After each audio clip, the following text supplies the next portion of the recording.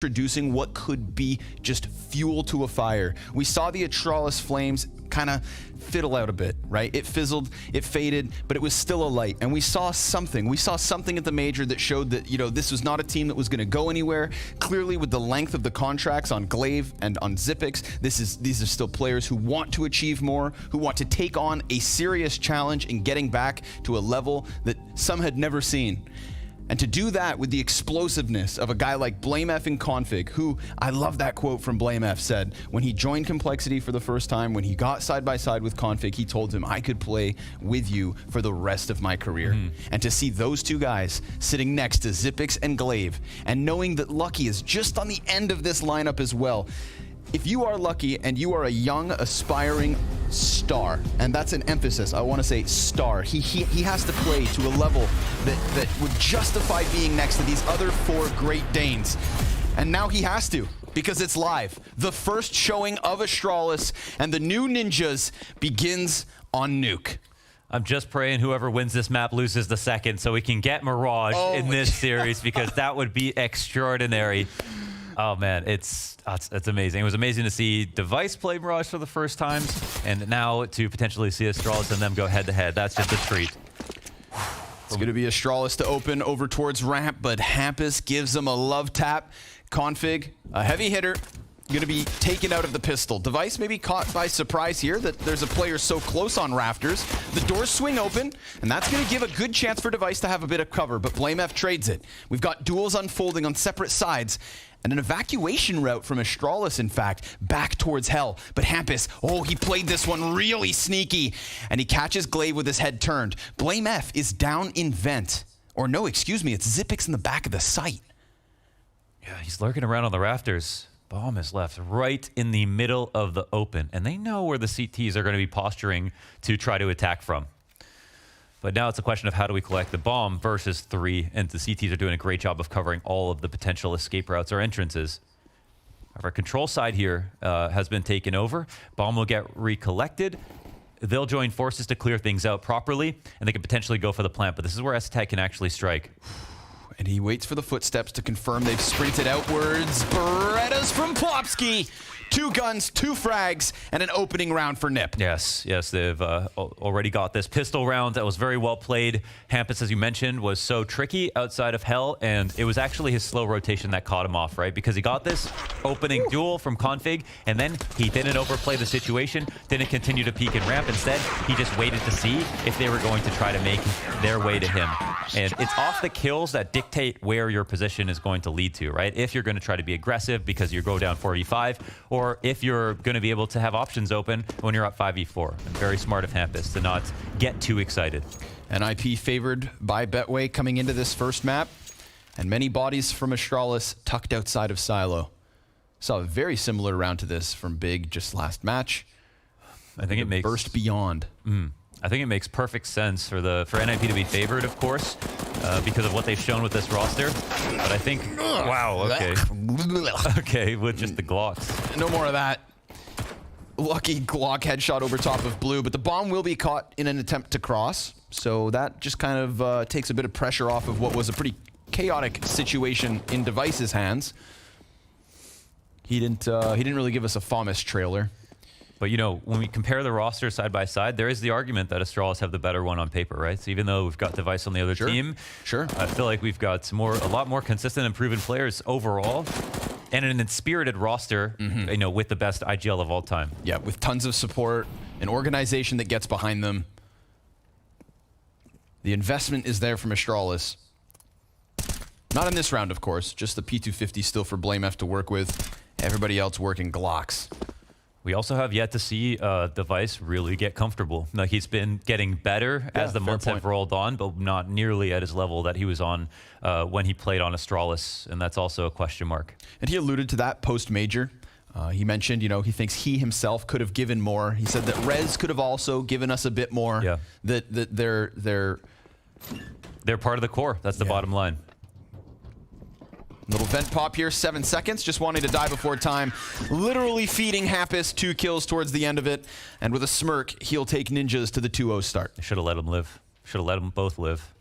The ultimate torture right there. Yeah. Okay. So that was the first rifle round, and there will of course be growing pains in this game. I mean, why this game is exciting is because there's history between the players, because of course we've always wanted to see Config on Astralis throughout the years for those, you know, long-time fans out there. Waited. It's someone who we thought was on the short list of players to get on right after someone got removed, but they just started winning so much there was just no room. But now it's finally happened. Guns up. And what feels like the game truly begins. Smokes, incendiaries, very quick routing from Astralis, immediately put to a halt. And they're going to be blind spraying through that smoke. Very good damage versus Blame F, but the other 3 players behind him are just walking over. And they've managed to dodge damage, unlike Blame. He will remain the forefront of this push, and they kind of fall silent here. Zipic's still lurking otherwhere on the map. No pressure, as we still have more than a minute. Yeah, but they're right now, NIP rotations. Okay, they've got Hampus downstairs with this timing called. There's no one here to stop them on control. And we cross a minute, and this is when Astralis will start to make decisions about where they want to go next, if they want to take it lower. And we see they start working on this map control. But do they do it quietly is the question. We've got some nades coming out, and they do actually clear this quietly. Okay. This is pretty big. They'll get closer and closer, no doubt. Now the utility is going to give away the play. 35 seconds left. Hampus standing on the ramp, and lobby locked off for the time being. It's an MP9 still inside of Hut. Oh, he's so aware of the second Down player. on B, though. Hampus, he's going to be called out by Glaive, still fighting from the open. Lucky burning device, and a flashed Hampus falls, but Rez, Dink inside of the site, takes Config with him, and Zipix. Oh, Jesus. Great lurk. Tons of damage done versus the 3 standing on the B site for Astralis. Definitely a pressured situation that could have slipped NIP's way, but that's a clean first round win from the T side. That's a call out, because if you're Zipix, you can stay inside of Squeaky and watch the vent push. Here's an off angle towards the Hut. You're almost never going to clear this like right away. He had a good advantage in that first duel, and he was totally aware of the double push as well. Not only that, he baited the second player into killing him in a different position later on. That was a solid round from Astralis to kick off the rifles. Called out NIP, took outside control, didn't lose a player in their default, and made a lot of progress quickly. They've got the door busted off its hinges. In this round, it's just lesser weapons. Quick play from Blame F. Gonna have his back exposed to Plopsky, but it's just working with the SMG. Almost able to get a second. Hampus into the mix. Deagle through smoke. So it's a dangerous game to play, bursting onto the A site. Device takes to heaven. And we've got Astralis kind of working their way outwards. Config 7 health to work with. Good thing he was able to dodge those Deagle shots. Glaive's hands busy with the bomb. Device puts down the smoke outside so that he can come peeking into sight. And a flash down beneath him so that he can try to prey on somebody inside A. Rez lurking around from lobby. Lucky looks to lock him in. And Rez ready for it. The dink connects, the damage is done, and Hampus is in the clutch. All 3 of these players low. Hampus sees the second, gets the guy up close, but Lucky's got the clutch. And Astralis, it's close. Needed an 8th bullet in that mag, and we could have talked about it. That would have been 1v3 heard around the world. A really nice attempt, but some great damage, even if they leave with just that. It's still early on in the half.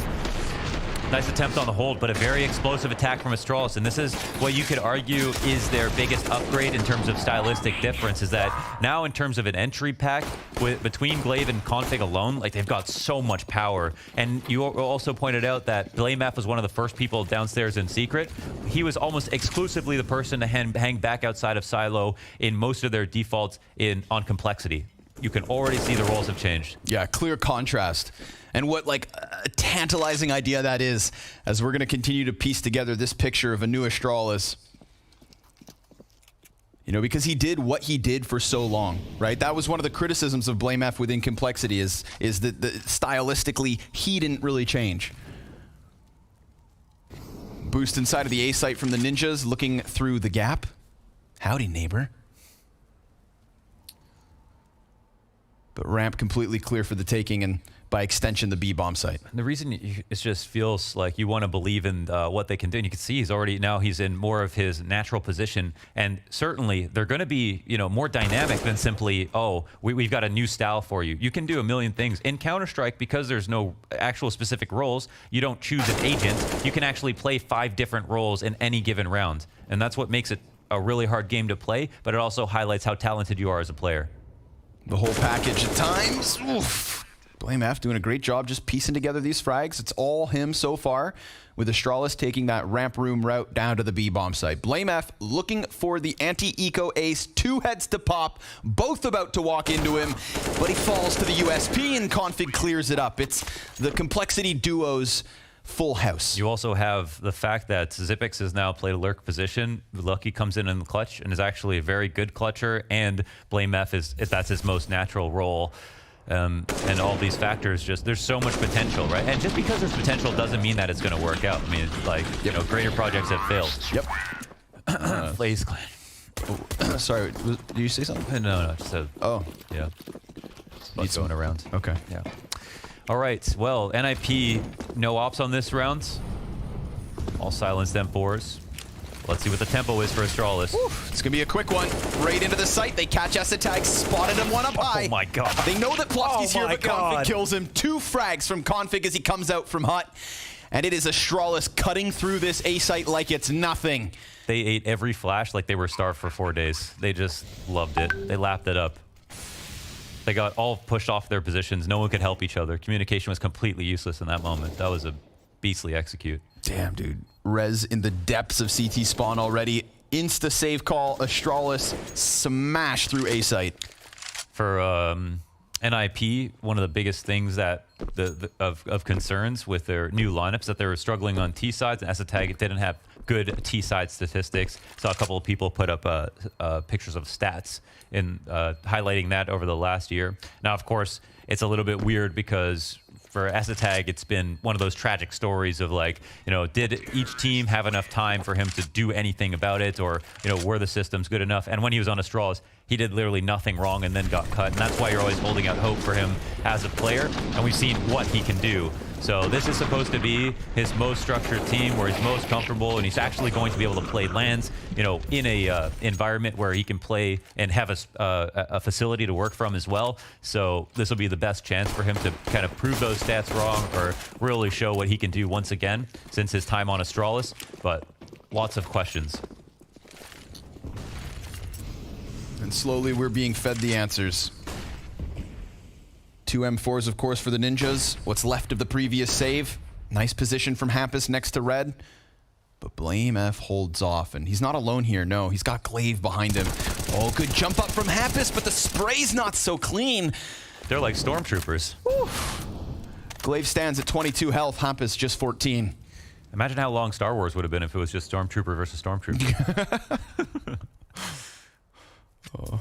NT, get away from that. Don't talk about it. Maybe drop that gun off with Device if you can find him. Yeah, Device leave it with actually somebody over else. Secret, yeah. Device still empty-handed in terms of kill count. 0 and 6 is his start on Nuke, but Rez will find impact with the Colt. It's Glaive down. Now that's, of course, just finishing off Hampus's earlier damage, so what is left of Astralis is still standing on strong legs, unwavering as they play side by side outdoors, and even catching Device. 0 and 7. Yeah, I'm actually surprised he kind of takes an aggressive line there. He's going to get found out eventually. It doesn't have utility to, you know, tuck and if he gets mollied out. So, but this does open up downstairs. Hampus quite low is one of the only 2 guns available. Esatag will get some information, but doesn't have much to fall back on in the way of weapons. Will be able to get into a closer corner and is given a chance to jump up. Yeah, and now they make a good rotation, actually. Yeah, they can take upstairs. Zippix comes in from the squeaky door, so it's on Plofsky to stop bomb. Time is of the essence. 15 seconds, but of course Zippix going to lock in the vent, or will he? Whew, turning around where there was a chance. Astralis needing to commit to plant. And so they'll do so. Hampus looking to shave one off with a deeper angle in lobby, but it's going to be difficult to get Esatag out of the vent. Let alone Hampus come in with a clutch, only 14 health because of that first initial duel between Glaive and Hampus. Yeah, it's a tenuous retake. You can try it. When you have someone in squeaky, that's how you can assist someone getting up the vent. But you still have to clear the very close right, and opposite vent is always a threat as well. So it's never easy to rotate up the vent in that situation. They might have wanted to try, but Astralis are very smart about mollying Hut so they could focus all their attention on, you know, one other choke point. And now they're getting cut off at the pass. Esatag still only on this P250, and Astralis win another round. So when you take downstairs and, you know, you get enough information, going up the vent usually happens really late into the round, like at that 15 to 20 second mark. Oh, he had a boost on opposite vent. That was nice. And it looks scary, and it is, but at the same time, it's such a quick rotation. It's just scary because of the actual ladder involved. Yeah. But if you know you have huge numbers and you've got someone in Squeaky to help you in support, it makes a lot of sense. We 007? No, I called him out, and then I was like, oh, we didn't check the assists. He's got 4 assists. 4 assists, okay. It's not that bad, man. Yeah, maybe aim a little higher. 2 assists, 1 kill. I think that's the math. That's the ratio. Oh, I thought he was Tom Cruise, not James Bond. Anyways. The game goes on. And the buy comes back.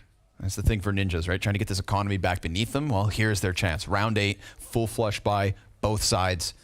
And more than anything else, we've got device on the op. Time to crack through. Yep, obviously, well, you know, top 3 player in the game on this map on CT side as well with the op, but this half is already getting away from them, and they've actually got a very anti-op style with the kind of aggressive contact executes that Astralis are pulling off right now. Yep. Just like this, insta sprint into the A site. They've lost a player within, but Config good for another double entry. Last time they smashed their face against this A site, it was Config to headbutt the defense down, and it's worked yet again. For another successful round. They've got the CTs strapped all around them.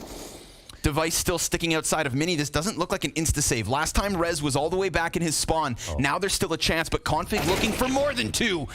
A trio of frags from Config, and Lucky locks in the A site. It is a 6-2 lead for Astralis. It's an anti-op style. It's an anti-op style. These kinds of contact explode since there's no time to rotate. Like, if, for example, if you see, we talked about with that simple rotation, if he gets into the upstairs site when he thinks it's going to be upper, usually in the late round, when he drops down, that's when he's going to make his final rotation. But in the early round, you're trying to flirt with the idea of not having to commit upstairs if you don't think that attack is coming, and you're watching outside, you're in hell, you're rotating to ramp, and you're playing all these positions because you could do so much from there. So to make that early round move into upstairs is really rare, and for that reason, you're relying on their site anchors to do a good job, and right now, they aren't.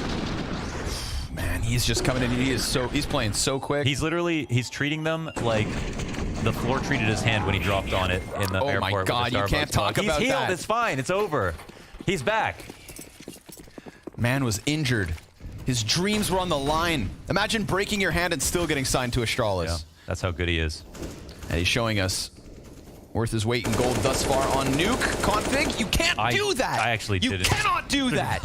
Wide side of the box. Who said you can do this? That's insane, man. That's how strong he is. He's back at full strength. Rez gonna shut it down. Gets his hands back on the M4 downstairs. Glaive and Lucky in with a couple of kills, 1 to their names apiece. And we've got Astralis on for a 7th. It's exciting too, isn't it? Oh, it's exciting. It is insane. This is blood pumping. Wow. Just at the T side. What if Astralis are the only team in the world that could take down Navi on Nuke? Oh, this versus the CT side. Ooh, Lucky looking elsewhere, but Glaive's right there to pick it up. He said, "I'm sorry." Well, that's a lot of energy. The entry pack is insane. Config is going crazy right now. Bro, he's 14-5. Oh my God. Yeah, he's mauling them. And honestly, the flashes are working a little bit too well. They are just totally lost upstairs. And honestly, we saw with Vitality, you know, Kyojin, you've got a new guy on the team, and he stressed that communication. I've seriously never seen that before. I've 10,000, I've like, you know what I mean? Oh my goodness. How dare you? Yeah. Oh, that, okay.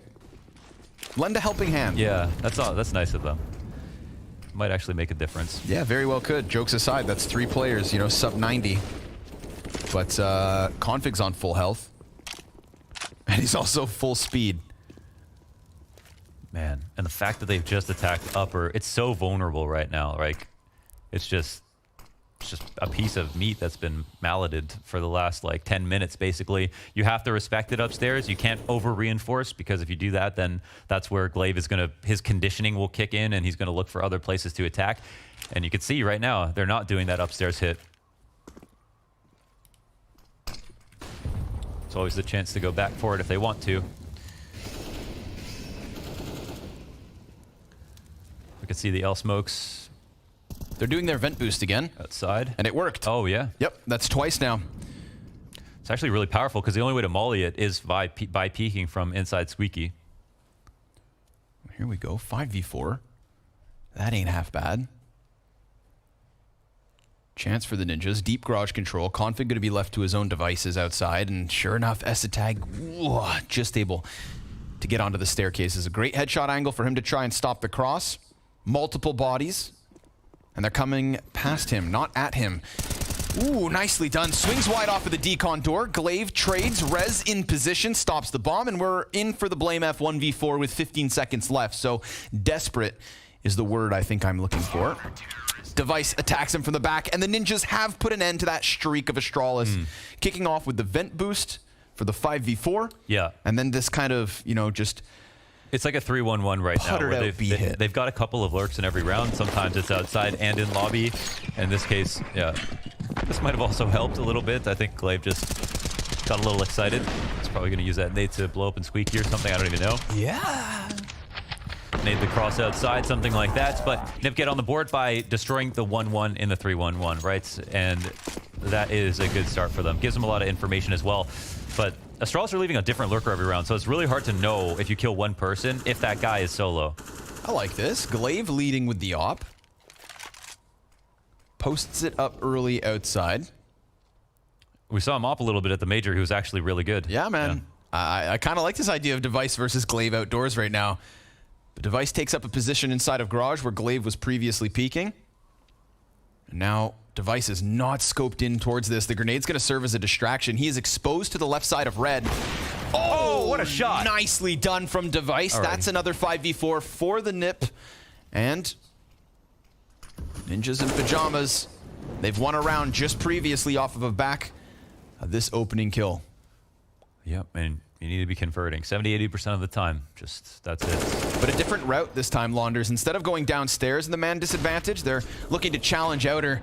Lucky kills Plopsky. That happened inside of Mini.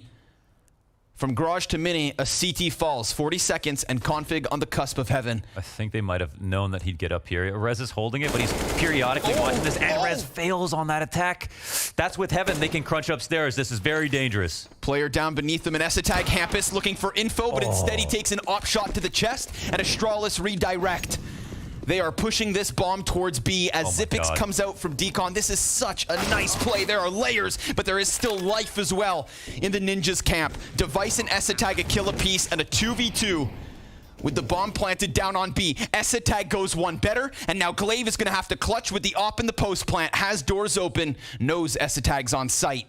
And it's just a matter of Device posting through those double doors. Oh, you can feel the timing. So he's going to try to come at this from another angle, but there's also a smoke on top of sight and a 5-second stick from Esatag. One shot is all he's got, and it gets denied by Device. Well done, Esatag, picking up the pieces as they went. That was a round that started off 5v4 in favor of NIP, but actually turned into a 2v4 win at the end. And that's because Astralis made that as difficult as possible. Again, it's this 3-1-1. They're leaving a couple of lurkers. Astralis did a good job picking out one, but the fact that Config goes heaven on this, they still have a lobby lurker. They're getting so split up and safely dealing with a ton of map control, but still are somewhat weak in these, you know, one-and-one pieces that need to be found out. And obviously, because Astralis' game plan is obviously so complicated right now, with NIP having no demos to watch on this roster, this has got to be a nightmare to try to figure out on the fly. Yeah, they're piecing it together, though. Back-to-back round wins. I believe a 2v4. Yeah, it was. So, Ninjas clearly bringing a fight. Surviving the first onslaught, and for 3 consecutive rounds, we've got the Ninjas 5v4 after 5v4. That's big. What's Device the recovery plan? was 1-9, now 5. They throw a fake upstairs, and that's just to try to deplete the utility from the CT side, knowing that they're extremely scared of the upstairs hit. Config looking to keep it sharp on A. Tag down to 60. Oh, okay. Nice double from Plopsky. Hits the headshots he needs. And that's going to leave Glaive and Lucky all that's left for Astralis, both of which looking to play secret, but Glaive sticking around a bit. Hampa's going to gobble him up. And it's the young gun that's all that's left. 5 versus 1. Really nice in these conversions from this point. Taps down Plopsky. Easy pickup considering he's low HP.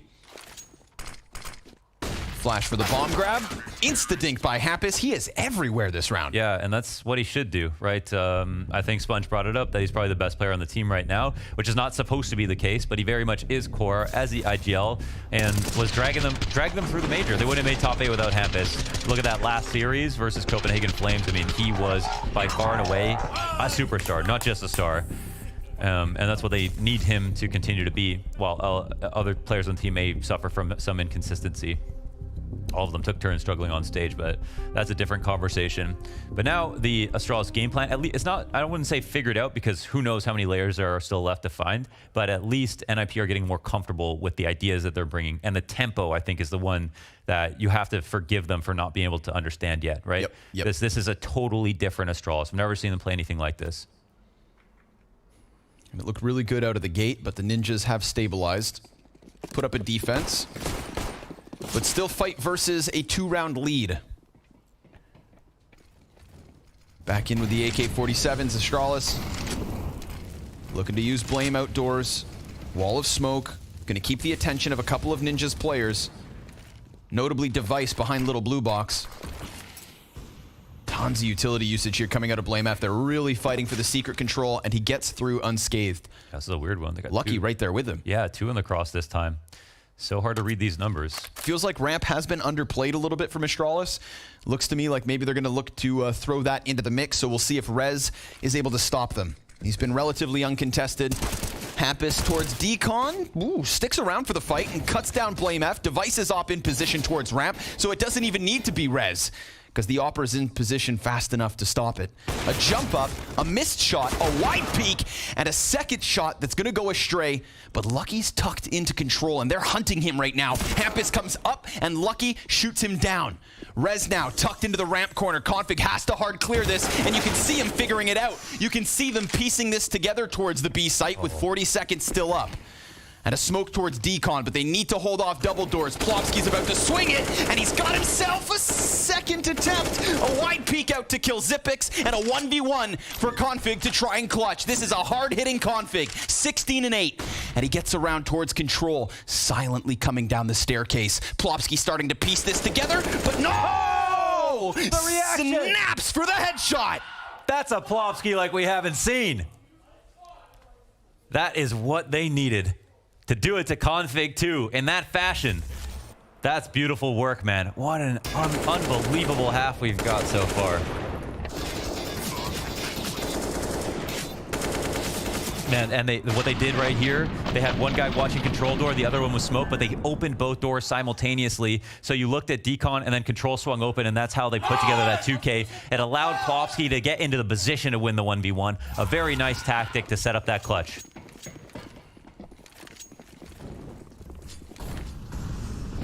Had no business snapping onto Config, but Config with the misjump, man. Oh, that's gonna haunt him. And Device not gonna let off the pressure, not gonna give them any room to breathe. Already down again. Delivering so many opening duels. And such a slow start from Device as well. 1 and 9. Oh, what? Okay. There's still a chance to recover this one. Astralis, they've been fighting back from these 4v5s. They left the bomb. Oh no. Yeah, they're a bit far from this. Still lots of time, but they got an opportunity they didn't expect. Ooh. Oh. I saw Hampus checking out somebody else's screen, keeping an eye on radar. Right. His eyes were busy, and Config locks into him. 2v4, but we know what Plopsky can do. He just gave us a hell of a multi-kill, and at the very least, bomb's been picked back up. It's still a wonky one because of the timing created by that being left behind. But of course, Astralis, they've got a mastermind at the helm of this squad, and he'll piece together timings, figure out where he needs to commit, and A-site looking likely. Yeah, so good at staying separated, but always creating connections and assisting each other to watch angles. They have such good court vision in that way. And that's something that's always been a hallmark to Astralis, is that communication appears to be so good that like it really does feel like 5 fingers on one hand, as Shox famously said. Plopsky and Estag have no business attempting this and are looking to be able to grab a last round. Would be kind of a statement for Astralis to get 9 on their T side, because again, NIP struggle a little bit on theirs. Yeah, that's where we know their question marks lie, right? It's always playing offense. Oh, hey there. Estag and Plopsky kill a piece, so looking like they've earned their weapons. There's a garage peek, though, that's about to come through, and that'll deny S-Tag at the very least. Plopsky, just tuck down. You're good, bud. Oh, no, don't. No, it's a trap. Ooh, he's good. He's got it. Okay, yeah, he survived. Playing a hell of a game, Plopsky. Yeah. Constantly under pressure. Yeah, absolutely. And Config still steps above everybody else. 18 and 9 in the first half. It's 13 kills apiece for Plopsky and Hampus on the other end, trying to keep up to their fragger on Astralis. Now, quietly, a big reason why we've been able to leverage in any of these rounds is because NIP have been able to lean on Device, who started again 1 and 9 in this half, and now brought it to 7 and 11. But almost every single one of those kills has been an opening one. Quick play. Blame F gonna sprint with the MAC-10 into Secret. And a few players come through. Smoke Device. Another one. A little flick down into Config. And it looks like Astralis instead, they're just gonna be like, well, if we have that route towards Secret and we've just lost Config on the other end of these smokes, let's take what we've already gotten. I like that two-prong between Blame F and Config. But now it's a matter of dealing with Hampus on these stairs. And well, we've seen him play over towards Decon, but this time it's towards Double instead. Falls back into the helping hands of his teammate from ramp. But Vent is also under question. Plopsky, this is a nice hut push. Zipix has been patient, and oh, it's a two-man push into lobby with S-Tag to hang on to man advantage. Yeah, Device locks into dark, but that's a big pickup. S-Tag goes down. Hampus trying to spam into the vents, but this is a rotation, of course, from Astralis up into the A site with a 3v3 on their hands. They kept that option open. They waited for Glaive to get some information, and he took the risk because it was 3v4, and he was successful. And now the odds swing in favor of Astralis in this post plant drastically. Ooh, but that's a quick one. However, close corner held by Glaive. Good trade. Rez coming in from Mini. Lucky's got the advantage, but drops the shot, and now it's going to be Glaive to have to get them all. He's got the headshot versus Hampus. Bomb planted close. Rez taps. Glaive peeks so slightly, but the reload's needed. And he's just going to force him to tap that bomb again. Glaive taking his time. Oh, but Rez is so crisp. Goes back, grabs Kit, takes the defuse, and Ninjas, by the skin of their teeth, oh, they get themselves the last one.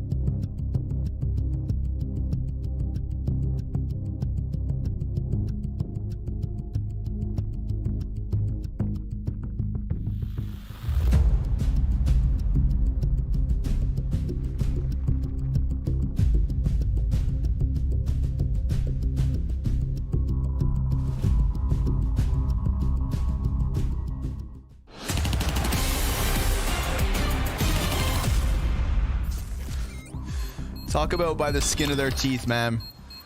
This defuse confirmed by DJ, aka Prius. Watch the timer. Oh. In-game says 0.00, but that's because it's 0.002. Wow. A couple of things. Okay, also, Stico put out how to molly the opposite vent without showing yourself off of the top of the vent. Okay, that's on Twitter. And then also, I didn't notice that config had the scroll jump. You pointed it out. Yeah. In the 1v1. Yeah. Unlucky. Unlucky. I still recommend using Bad or mouse wheel. unlucky? Still recommend using mouse wheel. Yep. Don't let the haters hate. Damn, Stico really live anti-stratting ninjas in pajamas CT side?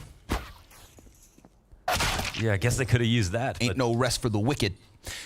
And Glaive, well, he'll tap away the first one. Astralis on the defense with Blame F in the mini. And the mix. Rez, 2 frags to his name. 2v2. Bomb drop. 1v1 in the second pistol. With and that, it's the clutch minister, Launders. Reds goes positive. Yes, and we are on LAN as well, which is the other part to the puzzle for Zipix. Zipix season. This is where he usually never loses. He's got it. Rez win this. He has the vent behind him now. It's always a threat for Zipix. Oh, he didn't know he dropped. Oh my God. Oh, now he does. Yeah, now he's got him locked in this fight. Rez, oh, so many chances, man. Get your damn headshot. How does he do that, dude? Zipix with the win. Rez just cleans the clock at 3 people, no problem. But Zipix can't hit him. Can't hit him. It's in your mind, dude. I don't even know, dude. He just has an evasion aura. That's just ridiculous. People are scared of him. Don't press tab, folks. Unbind it. Some kind of brain worm.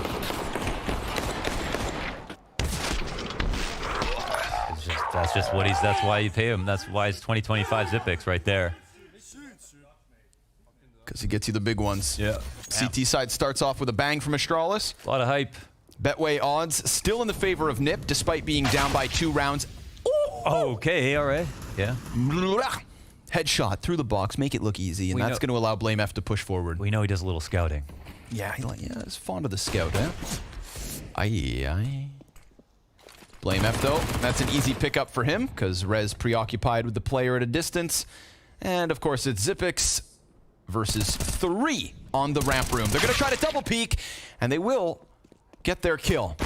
But not much more than that. Astralis, 10-7 lead. Yes, and we'll see how far the CT side can take them. They also...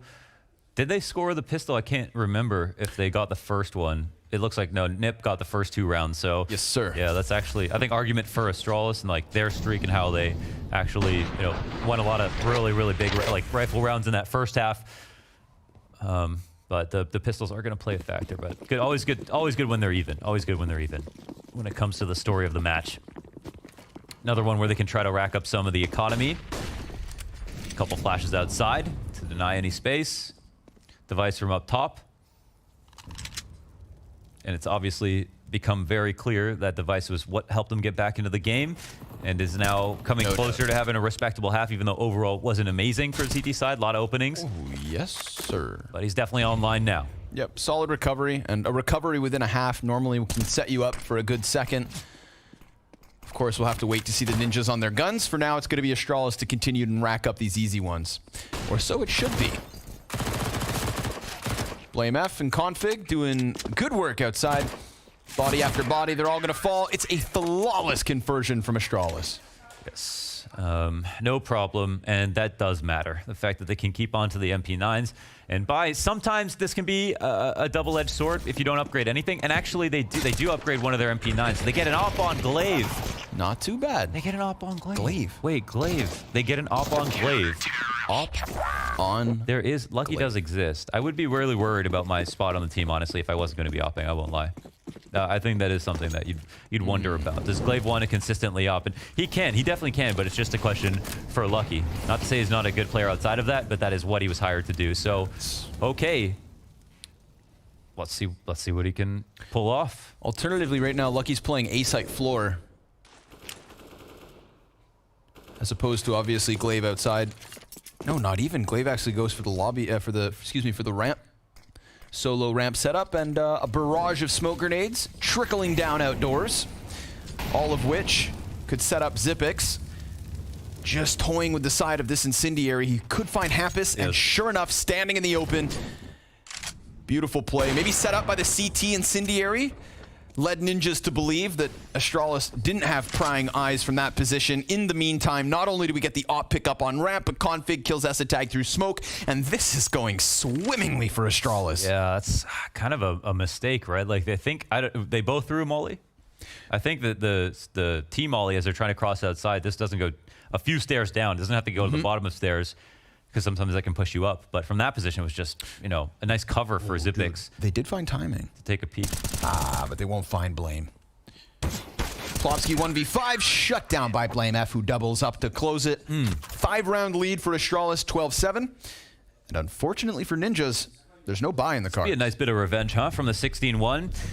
Yeah, but you know what? Here's the thing. Yeah? It's a good bit of revenge, but it doesn't have, you know, like Device said, I don't see my old team anymore when this Astralis walks. But honestly, for me, I've always felt like it was the Glaive and Device stories are the ones that I feel like are the most interesting. All right, putting your stock on that. I think you've got Goat IGL versus, you know, potential Goat Op or whatever, you know, player, consistent, most consistent, whatever it is.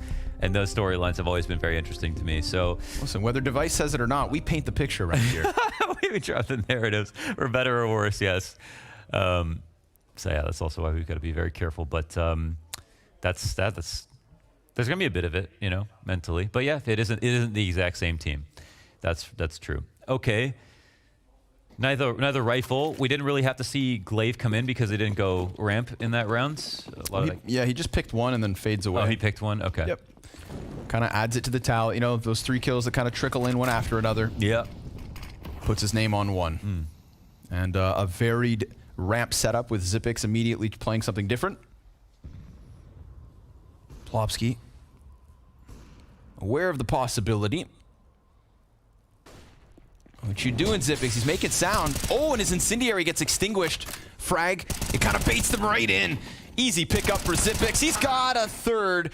Device puts him down and Config trades straight away. Bomb in full possession. This is a round for Astralis, no doubt. We're getting into insurmountable lead territory here at 13. And the other thing is that just not enough kills on these eco rounds. Astralis on fire, looking to close out Nuke. I mean, no maps free in this series. So NIP got to dig deep, at least make it competitive. The confidence is going to be very high on Astralis at the moment. Config continues to have a great game. And right now, we haven't even peeled back all the layers of this defense yet. A lot of work to do. Can they do it? They've got to start now. Op contact outside. Device looking for the pick. Ooh, and he finds it. Glaive playing with nades, but a lobby push. Config comes in, takes one down. That's a 4-player lobby push with Glaive dropping nades outside. And even though the op pick is there for Device, there's nobody with him to push forward and take that ground. So now that Astralis equalized, I said they could reset, but instead, Blame F continues on in this aggressive endeavor. Shut down by Hampus after he takes one, but it's this trade game back and forth. Yeah, that's a very messy situation. They tried to honeypot, I mean, they're successful. They tried to honeypot them into just overtaking lobby control completely, shot them in the side, but then you still lose some compensation with another frag. So no outside presence, but there are some question marks on the map for Astralis because there was this timing outside now that Glaive died. Even though Nip didn't take it, they're kind of respectful of that idea. Lucky sitting here with a full kit. Everyone's got their nades. 3-out Squeaky's a very powerful move. They've got the molly on Hampus if they want to burn it on him. They're both also extending outwards. If they don't hard check this vent, then Lucky's good, but he is so passive, and they seem to have forgotten the possibility. Sure enough, Lucky double kill. Device in with the clutch, in the 1v3, he'll swap. AK in hand, but there's already a hot man. Oh, and Config's got it. A little bit of a swing. And a little bit of a lead growing bigger and bigger. Wow, that was actually really close. I mean, that would have been a very fair one, like favored for a Device potentially with that much space left to him, but it doesn't happen. I was wondering if Lucky's off angle was clearly perfect, but I was thinking, man, if he sits here holding that so tight, maybe they just eventually clear him since they're farther back. Maybe they see him first, but no. It's good. It's a strong one. Back to pistols, man. NIP. They've showing us nothing here in the second half. Literally 0 T round wins from Ninjas, 0 bomb plants from Ninjas offense. And coming into this matchup, that was the question mark, right? It's their T sides. It's a known weakness. And it's on full display so far. versus Astralis' CT side on Nuke. Upgraded pistols with armor all around them. Smoke wall causes uncertainty, but Config, his confidence pushes him in through squeaky door, down to 5 HP, just trying to find cover. He's got teammates to give him that, but S-Attack off the Deagle wallbang through hut will give the Ninjas, at the very least, a 5v4, but no recoverable gun. They've actually been quite successful about the 5v4s throughout the game. Very much so. Yeah, which is something. Definitely in the later parts of the first half. Yeah. All right. Lucky in a similar position. This time doesn't have a smoke for himself. So maybe he'll look to play it a little bit more actively. They're probably not worried about an op as well. Uh-oh, timing. Yeah, I was seeing a bit too much there for Glaive. Kind of awkward too, falls without dropping the nade, but now they see the intention was to go lower. Oh, device point blank Tech 9 shot. Zipik's going to hear this rotation back towards the A site. Plopsky, oh, nice attempt with the jump. Bombs alone. Yep, and Zipix able to slide back around into lobby. Molotov on the feet of the two. Ooh, and he takes to the roof. Here comes Blame F, sweeping away bodies from the mini side. 3 easy pickups, and Astralis with 8 map points. That's a lot of good players. That's a lot of good players in a row to have to deal with, and they got caught off. And I think, you get the lower kill, and then NIP are like, oh, okay, now it's clear we're going lower, and then they come back upstairs. And then Zipix is there in the hut. And the other value of being in the hut is you get that early audible if there is going to be a hasty rotation. Yeah. It's got let the Viking yell out. Yeah. Nobody. Glaive caveman noises. And what could be the last round of the first map already here in round 23. NIP. They still haven't won a T round? Did they get one? No, they didn't even get one yet. Nope. Oof. I mean, damn. BlameF even denied them the bomb plant. Now the hybrid's coming through. At least, honestly, the ops haven't been a problem for NIP. They've been doing a pretty good job of not getting off and also, out-opping the opper. Yeah. That was definitely... Oh! Well... Whoops. Just speak it into existence, I guess. Config, though, fully blind. Blame F, Lucky, shutting this down. A flawless run on Astralis' defensive half. Unless Device and Hampus can manage to take it back by force, they are stuck inside of lobby with no bomb in a 2 versus 5 of all things. Jesus. This is a message. Absolutely. Leave now. And we'll meet you on overpass. The Ninjas wanting to take it to overpass, and Config wanting to take it by force. Hampus gonna answer. Galil in hand, good for the second, but 8 points of HP, and Lucky breathing down his back. Gives away the position. Could have given away the kill. Hampus still has a chance, despite it being slim. A missed op shot certainly won't help, but he's got himself a third, jumps wide, and that's where Zipex denies what could have been a crazy clutch. It is a flawless CT half. Ha ha! Look at that energy. And a jubilant Astralis. Undefeated on land. Excellent first showing. Fantastic debut.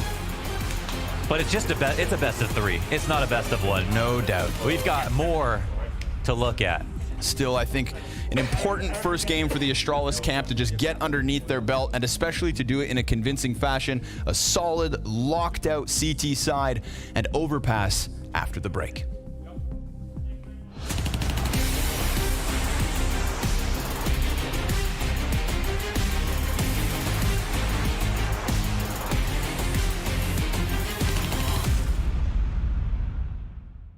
Ladies and gentlemen, Betway and Blast are proud to present the second installment of the Full Game.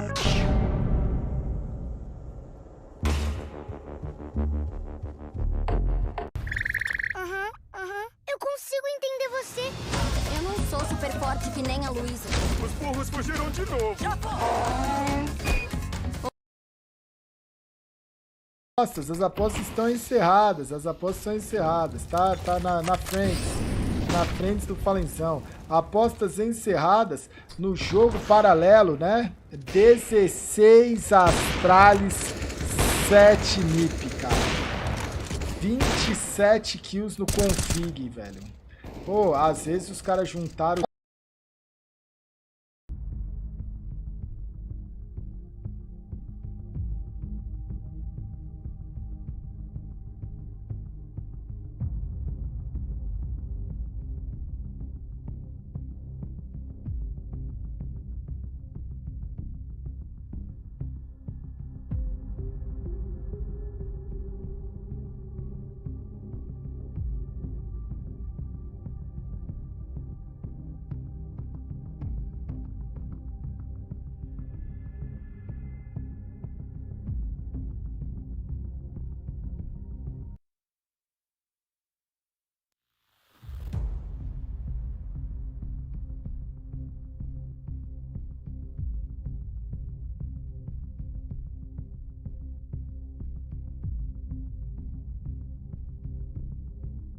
Opa, liberou, hein, Amarelo? Liberou, viu? Olha lá. É, os emotes aí Cidra liberados. Tá ali, o que é que tá ali? Aí sim, hein? Valeu, Valeu, tamo junto. Não, tá liberado, pô. Pô, vou mandar aqui.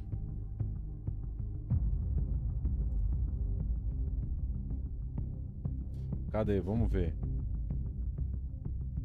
Nossa, mas até eu achar... Ih! Pra mim não tem, viu, Amarelo? Pra mim tem aqui.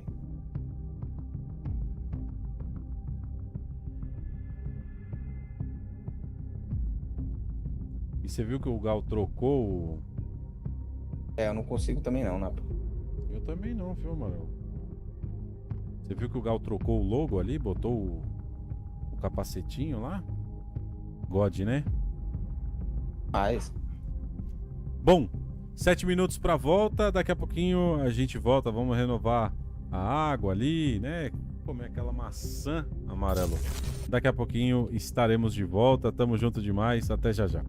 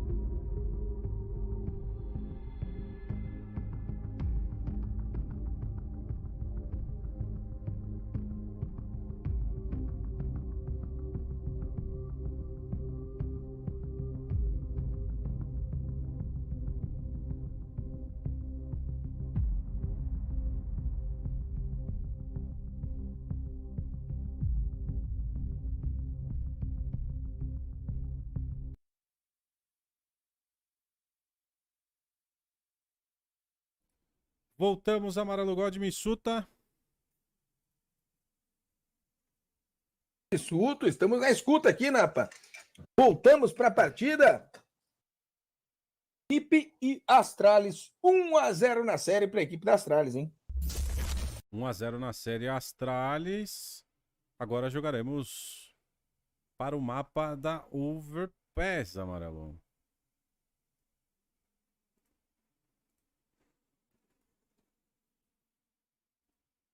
Olha. Aqui, Napa. Promete, hein? Promete. A gente estava conversando aqui em off. Promete bastante. A Astralis veio com um bom primeiro mapa. Trouxe a vitória no seu mapa de escolha. Joga fora de casa agora contra a equipe da NiP. Podendo garantir o 2-0, né? Podendo garantir o 2-0. FPS ainda continua abaixo da transmissão. Problemas aí com o spec. Vou mandar um abraço aqui para Suelen Girl Gamer, que tá mandando aqui uma boa tarde pra gente, Amarelo, no sussurro. E ela falou que conseguiu chegar a tempo para ver esse jogaço. Um grande abraço para você e para sua mãe, viu, Suelen? Que, claro, né? Aquela estima das melhoras, né? A gente aqui não esquece dos fatos acontecidos. Para quem tá no chat aí, puder mandar os coraçõezinhos para mandar força para Suelen e para a mãe dela. Estão passando uma dificuldade ali, pessoal, né? Teve uma doença na família, as duas. Então, se vocês puderem mandar os coraçõezinhos para continuar levando boa energia para as duas. Melhoras, né? Sempre a gente torcendo para que bom. haja melhora. E a pergunta ali, Napa, Opa. do Scrollzinho, perguntando o que eu particularmente acho dessa série de MD3, né? Passo também a pergunta para você, Napa. Por este primeiro mapa, a equipe da Astralis vem com um estilo de jogo muito bom. Aparenta estar muito mais confiante que a equipe da NiP para essa série, né? Deu ali indícios de que a equipe está ajustada já, por mais que o trabalho seja inicial dessa line, né? Desse setup, traz um bom estilo de jogo, traz muita confiança, os jogadores sorridentes, felizes aparentemente. Acredito que leve sim vantagem a Astralis nessa série contra a NiP, tá? E mandar um abraço aqui pro Elgo CSA. Falou, boa tarde, manitos, desde Chile, curtindo a transmissão. Então, muito boa tarde aí pro Chile. Bienvenido. Já muito bem-vindo, manito. E olha, o Clepton Moura mandou a braba ali, hein, Napa? Olha aí, olha aí. Olha só. Fallen, 6 letras. NA, 2 letras. Fúria, 5 letras. Vazou. Vazou. Tá aí. É que nem a informação do chocolate branco ontem, né? Lembra, Napa? Exatamente. Mais ou menos essa. É mais ou menos essa. Tem relevância com nada, não lembra nada, não parece ninguém. E agora sim, vamos pro jogo. Vamos para o jogo. Sequência aqui é na Overpass 1-0 para a equipe dinamarquesa, né? Completa por dinamarquesa está tá. Eu ia falar qual delas. Não, da Astralis. Mapa na tela, amarelo 50, 49, 48, 47. Tamo juntos. 40, beleza. Tamo junto, então.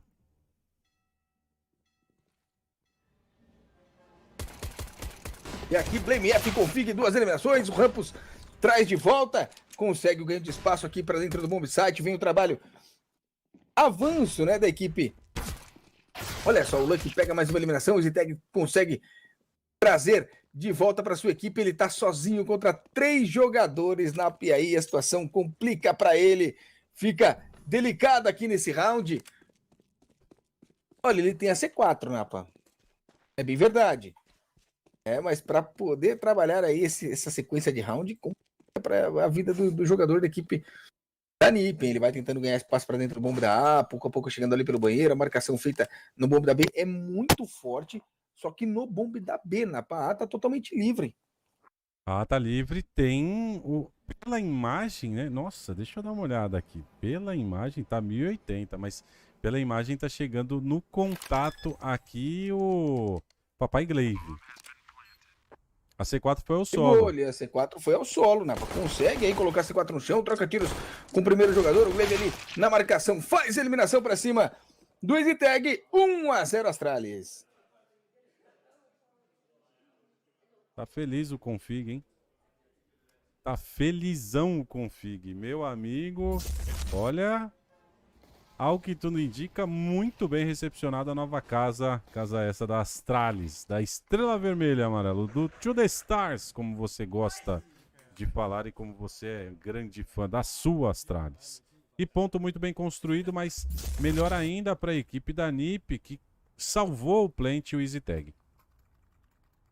Teve pergunta também sobre a possibilidade da equipe da NiP ganhar o mapa aqui. É grande, né? Quem perguntou foi o Prodígio. É grande, mas pelo que está passando e pela fase que apresentou boa do config e do time, a Astralis também, eu acho difícil a Astralis perder da maneira que perdeu a NiP no mapa de escolha da Astralis, um 16-7, por exemplo. E acho que aqui a Astralis vai dar muito mais embate, vai dar muito mais confronto. Se perder, vai perder vendendo caro. Ah, com certeza. A ideia que a gente vê é essa, viu, Nap? O primeiro round já é a mostra disso, né? Coloca aqui 2 jogadores no solo nesse segundo round forçado, a C4 foi ao solo, gasta tudo que pode, o Device tem ali uma K-47 nas mãos, tentando trabalhar aí essa sequência. O FPS continua baixo aqui, viu, Napa? Trabalho feito, o Device foi tagueado ali pelo jogador da equipe da Astralis, tem o domínio agora do bombe, o avanço feito pela região da rua, busca ainda com 3 flashbangs, muita coisa acontecendo, muita coisa caindo, chega na marcação aqui, o primeiro foi o Rampus a ser eliminado, caiu também o EasyTech. Olha só o config, Napa, que isso? Olha, e o que eu percebo, amarelo, Ponto não é... vai para Astralis. Vai para Astralis o ponto e recupera bem o ponto, né? Recuperou bem, tinham ainda assim o Rampus e o Device AK-47 nas mãos, mas eram 5 jogadores vivos da equipe da Astralis. E que confronto, que embate fez aqui o jogador felicíssimo config. Amarelo, 3 eliminações, essas 3 finais foi para conta dele. Fez aqui belíssimo round nessa sequência. Coloca a vantagem para sua equipe, vem o trabalho agora. Olha só, o Device já foi pego ali, Napa, já foi alfado pela scout do jogador da equipe da Astralis, tenta os disparos, o mesmo Device para ligação, o HE para cima dele, fica com pouquíssima vida, a troca de eliminações é feita, o resto pegou o config e na sequência o Blame F trocou ali pelo Device, né? O jogador que estava na liga sai, Napa, troca espaço ali, vai para fora da zona. Olha o Plopski. Pegou mais um abate, Napa. Fica aqui com uma situação vantajosa, equipe. Nossa. Aí o Glaive agora fez a eliminação pra cima. Que isso? Glaive pra cima do Rampus. O Luck traz de volta mais uma pra ele. 3-0, Napa. 3-0. Opa. Vácuo. Não, quase, hein? Quase. E aqui, amarelo, o que eu percebo que é o computador da própria transmissão, viu? Não é nem o spec. É o PC que tá gerando a transmissão ali, ele que tá com queda de FPS, porque até a câmera dos jogadores, quando é chamada na câmera ali, não joga naquela ao vivo, também tá caindo FPS, viu? Glaive novo Alp? Não, Glaive é novo Scout. É main Scout aí. Mas olha, eu vi o Glaive puxando o AW. Aqui tem um setup Sim. de...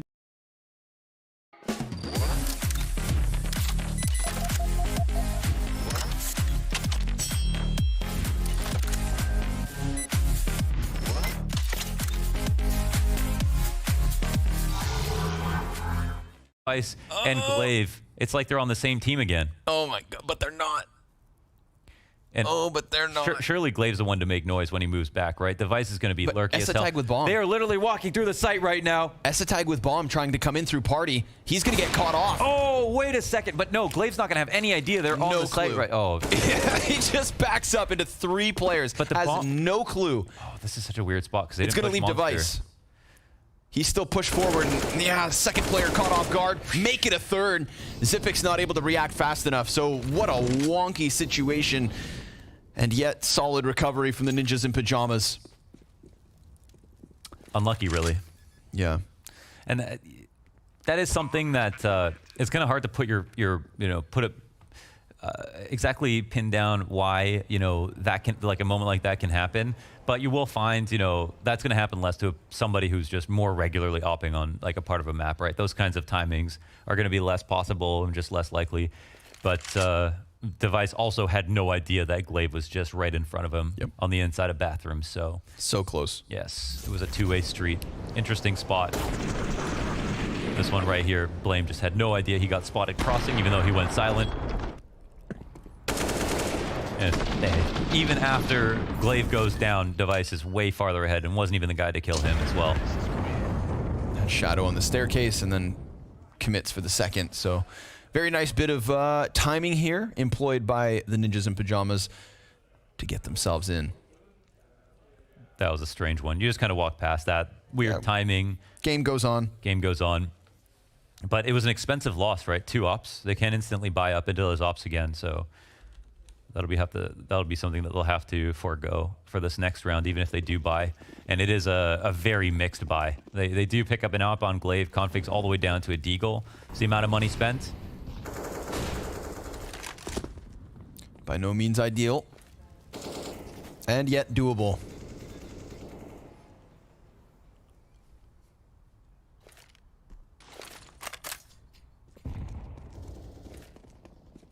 We talk about the analyst of the Ninjas in Pajamas from time to time. Mahone. Our boy. A friend of all YouTubers. I knew you'd get excited. One of the very best. Absolutely. Wouldn't have wanted to do his job in preparation for this match. It was such a oh my god. Yeah. What does he even do? I mean, maybe it's the easiest job ever. Just can't do anything really. Yeah. We saw. Just list off everyone's stats. We saw the Ninjas yesterday. We're like, yo, where's Mahone? They're like, back at the hotel. Analyzing. And I thought to myself instantly, like, analyzing what? Because it's sure as hell not Astralis. Well, he was doing back rubs for Rez. Ooh. That helps out. Wow. He dinked Plopsky through the wall and then also killed him. Wow. Config does what he wants. Poor guy. Poor guy. But yes, Mahone, fantastic YouTube channel. We were sad to lose him in the YouTube community, YouTube analysis, CSGO analysis community when he went to NIP. But at the same time, it was an amazing opportunity and we're glad to see him. And I've heard from the NIP players that he's done an incredible job. Well, that's high praise. And they wouldn't lie in private, right? So Lucky gonna get burned out of this spot. Not a comfortable position for him, but tucked more so onto short side. Rez gonna use this as an exit route. And, ooh, Lucky comes up short versus Hampus. Zipix trying to find damage through smoke. And Config just, oh my god, making that Deagle sing. Not to mention Blame F at a distance. Glaive in with the op, and nobody's going to escape. It is a shutdown from Astralis on B. Oh, that's beast mode. You had this little trap card in the corner with Config looking up with his Deagle, and even though the whole Magrant drive from the other player who was in pit, they had no idea there'd be an extra man there. So even though he went down to the Deagle, look at the damage and impact that he did. Config's such an X factor. One of the most interesting riflers in the history of the game because of his potential peak. Still unbeaten in his kill regulation. He actually did it on Overpass. 47 kills in regulation, I believe, versus Renegades. And that record was set years and years ago.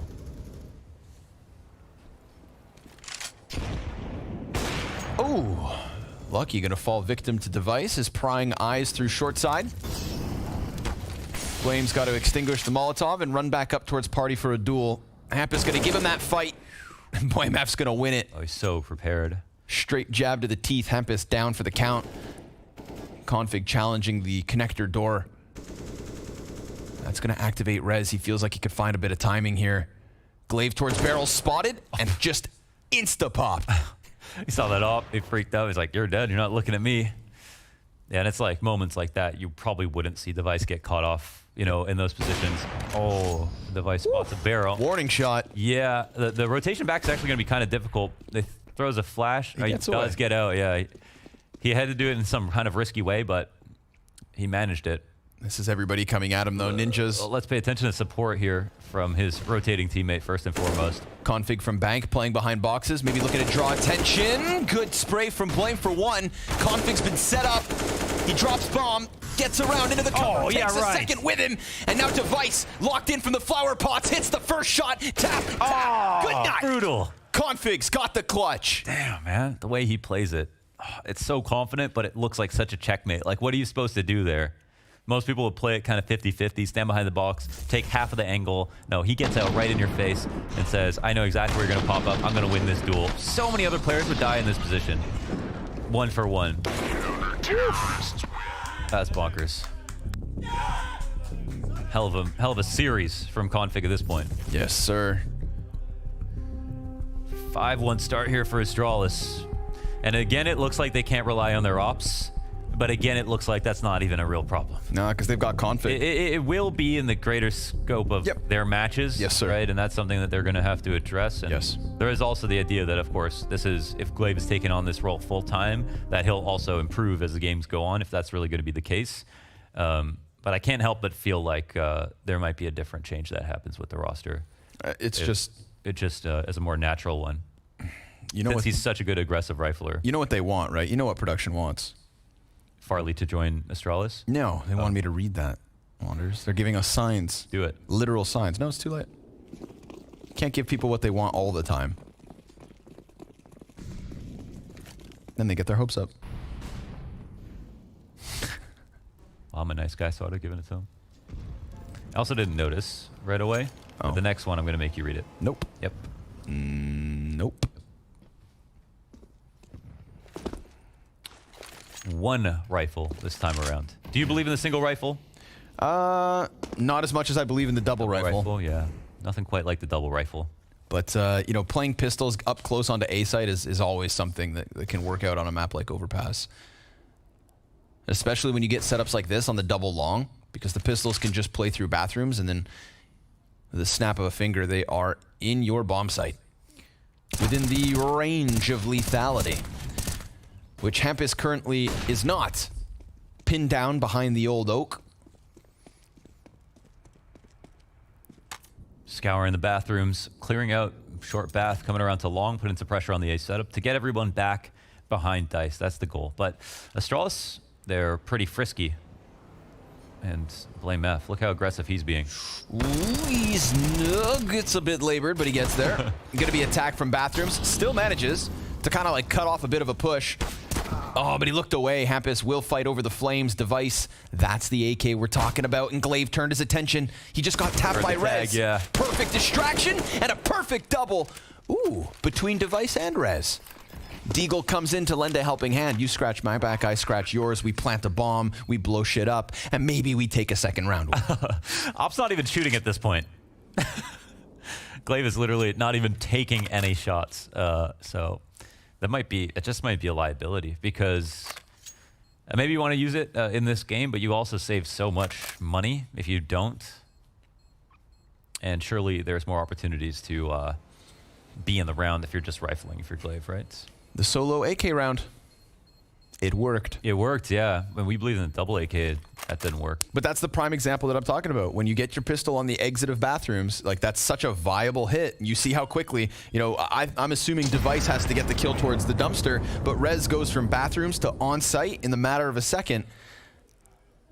And there it is. Ninjas, nicely done. Second round win. Kind of comes out of nowhere in a great fashion, though. That's definitely going to, you know, kind of boost up the T side. And you can see Device literally trying to do the exact same thing. I can see Astralis playing hard to expect CS. The way that Blame F is, he's like lurking, but so aggressively, like in your face, walking around the front of bathrooms like that. Sometimes in playgrounds, sometimes on bathrooms, sometimes inside of connector. I wonder if he's trying to find that round where NIP don't show up and then he uses it to flank B, but a lot of the rounds have ended A and Ninjas. For better or worse. Gotta be scared of these Deagles. Yeah, we'll see if Astralis can do to Ninjas what was done to them. There's no support off short here for Config, so he's just gotta hope a timing can come here because that door could swing open. And it's about to, with a flash on top of it. Oh, but it's not going to stop Config. Oh my goodness. A kill and 30 damage versus Esatag. So he does his job, serves as a landmine. Smoke blocks off the prying eyes of Device, and Lucky's going to stay committed to the wall. A lot of pressure on Lucky in this one, and he's been caught 2 times now down on this B site by somebody kind of coming in from short side. Can't afford to let that happen in a round like this once Config's kind of primed them. A boost up from Zipix won't spot a body on short, but Lucky doesn't suspect that somebody can be pushed. He takes the info that short is clear, and he lets his guard down on that CQC fight. Zipix instead gonna have to shut this down, and with smoke ahead of him, they will get dangerously closer. Device fires off into the player into heaven, and it's gonna need to be Blame or Zip. 2v4 up close. Bomb planted makes this one even harder, but Zipix will find early impact. Hampus over towards short. Blame F now, hands on a gun.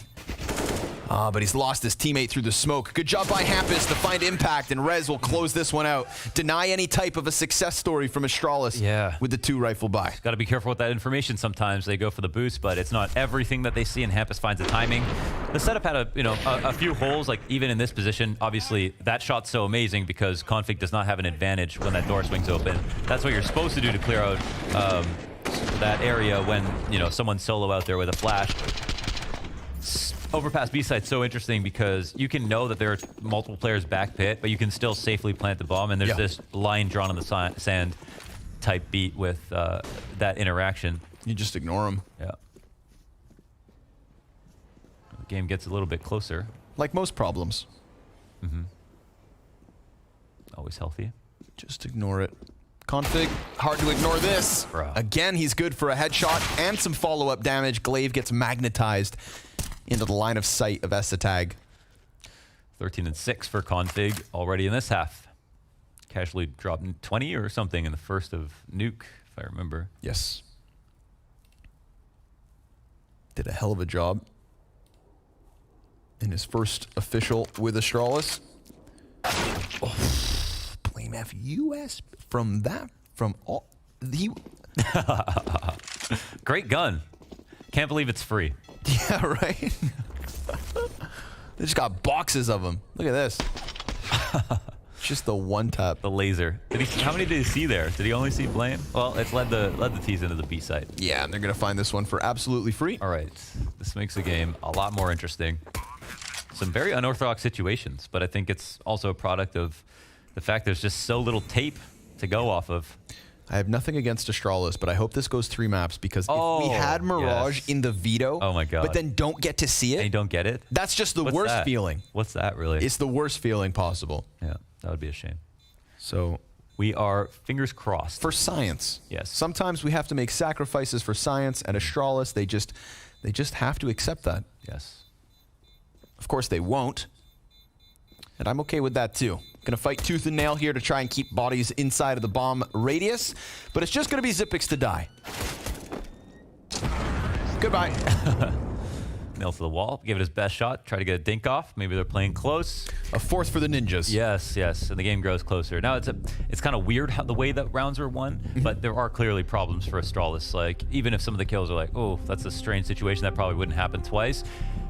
The ops are a glaring issue. Some of the lurks are not that effective right now for the way they're playing the CT side.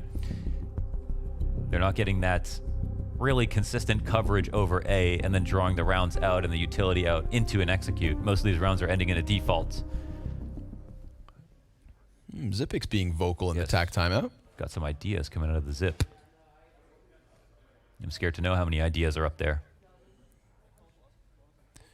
He has calculations for every possible play, every possible clutch on all of the maps in every situation. He knew he was going to win 4 majors in 2016. The only problem is sometimes it takes him so long to dig through his encyclopedia of knowledge. That's the only reason he loses rounds. He needs MVME. That's yeah. it. Yeah. Yeah. He needs to upgrade. But Astralis still in a solid state. Op on Glaive. Well done. I said, well done. Thank you. Happy? Recognize I'm praising you. This is my backpack. Glaive's gonna run away. And the ninjas gonna follow up ever so closely. But not too fast, okay? You don't wanna go sprinting into some kind of a trap. They will cautiously play through the bathrooms and gather control. But as they take the top of bathrooms, it's actually Astralis to push through the bottom. Essetag cautious of the possibility that somebody's behind them. And the A-site setup will be tested again. Tough spot for Blame F. He's got cover, of course, and Glaive lays down the law with the first op shot. Rez gonna throw the Molotov deep, but Blame puts a smoke even closer. And that's gonna give him a little wiggle room. They push through, and Blame's got the double. A shutdown offense that offers overbomb and a little bit of damage versus Blame thanks to the grenade. Wow, he knows his AK was sticking out a lot, but I don't think it was spotted because the op kill came in so early. Yep. So he could react off that flash. That's nice awareness from Glaive. He was being guaranteed that Glaive had his back. The trust of a teammate is a valuable thing.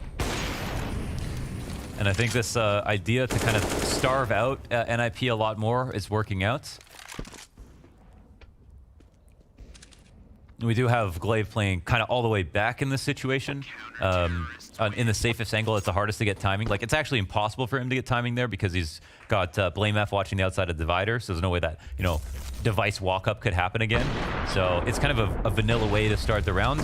But oftentimes versus NIP, they will just eat time off the clock for you if you do give them space. I really think that's a viable strategy versus NIP's T-sides. I think one thing they're good at is being thorough on T-side and actually, you know, finding opening kills in as punishment, which is maybe why they were so good versus Astralis' aggressive options. Yeah. But they do have a problem with the clock. Well, it never stops ticking. Time starting to run out in this first half as well. We're in the back third. Astralis still leading by 2. And with that setup in the last round, that convincing A hold, I'm starting to think to myself, like, they could pull ahead still on the defense. Yeah, I think that's just a great adaptation that still hasn't bared all its fruit, right? Yep. So we can see if that'll continue to work. The top bathrooms play.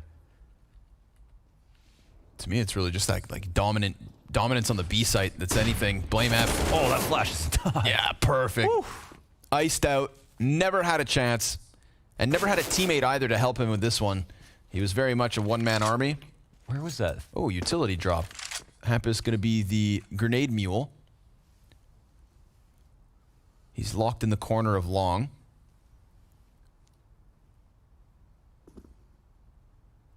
And that could allow for the rest of the ninjas to play through bathrooms if they choose to, but you can see them very wary of another setup like last round. Obviously with a man advantage, they know that it's not going to be the Blame F device show or Glaive show. Config. Oh, he goes, wow. Sees all the grenades obviously being thrown, and with Hampus having his hands busy, Config's going to chomp down on that chance. Lucky blinded. Burns Plopsky. No eyes needed. Bomb dropped in the process. Essetag denied, and Zipix is keeping this crisp. All right. A great hold on the A site. Config takes initiative, and then they anchor in. Man, Config is so good at finding those opportunities. Like, he recognized that so many players would wait, and then they'd be out of the timing and come in late, but he's got so much confidence, dude. Also, Zipix was 3-3 when this round started, so he said, if you're not going to come B, I'm going to come to A. And lays down the 3K. But it just goes to show you how many times ninjas have really tried to attack this A site. I'm curious where all those grenades were landing for Hampus as well. Damn Config having to interrupt the executes. But Blame F keeping it tight. Insta-frag's device. Oh man, that opening kill. That's so big. Yeah, it's so big. And so confident. Because they know now they can move right into their super passive game plan. Like, and he does that lurk. Goes back into connector. There's always that... Oh, a little bit of a bait to try to draw Zipic's attention away. It seemed like he was still aware. Yeah, I like that. I like that. One guy shoots through smoke while the other one inches into the site. But the only problem for ninjas is obviously that leaves Hampus on 3 HP. So he'll grab a Galil. Sacrifices must be made for the greater good of the ninjas in pajamas. Rotation's kind of interesting because they're expecting clearly a re-aggression, but you can see the A site's been evacuated entirely, and Blame F is controlling the fast rotation downstairs, but he's only going to be in a retake spot for, you know, if the A site hit comes in. Yeah. Oh wow, yeah, he's been very kind of like liberal with the way that he lurks on this CT side. I kind of like seeing it, honestly. You don't see him take this many risks normally, but of course it's not always going to work. Still a bit of timing if they want to head back down to B. 3 smokes if they want to throw a fake exec and double back. Because for the time being, we've got the majority of what's left of Astralis locking in A site. Lucky ahead of Glaive, op support looking to be given, grenades being thrown, but now with Glaive down, you'd think Lucky is doomed. Long peek, shut down. He's got this corner position, and they're going to come at him. A second from Lucky. That's good enough. Good enough to put Config into a winnable spot, but he has to be quiet, and he has the op. So it's going to make for a really awkward retake, and he opts not to. Instead, conceding a 5th round win to the Ninjas, and I'm sure Blame F will be kicking himself that he came out of Connector. It was 5v4 at that moment. Yeah, they got the kill, and like, I actually thought Blame was going to fall all the way back. Oh, it was 4v4? Yeah. Okay. Oh yeah, that's right, because they found one back.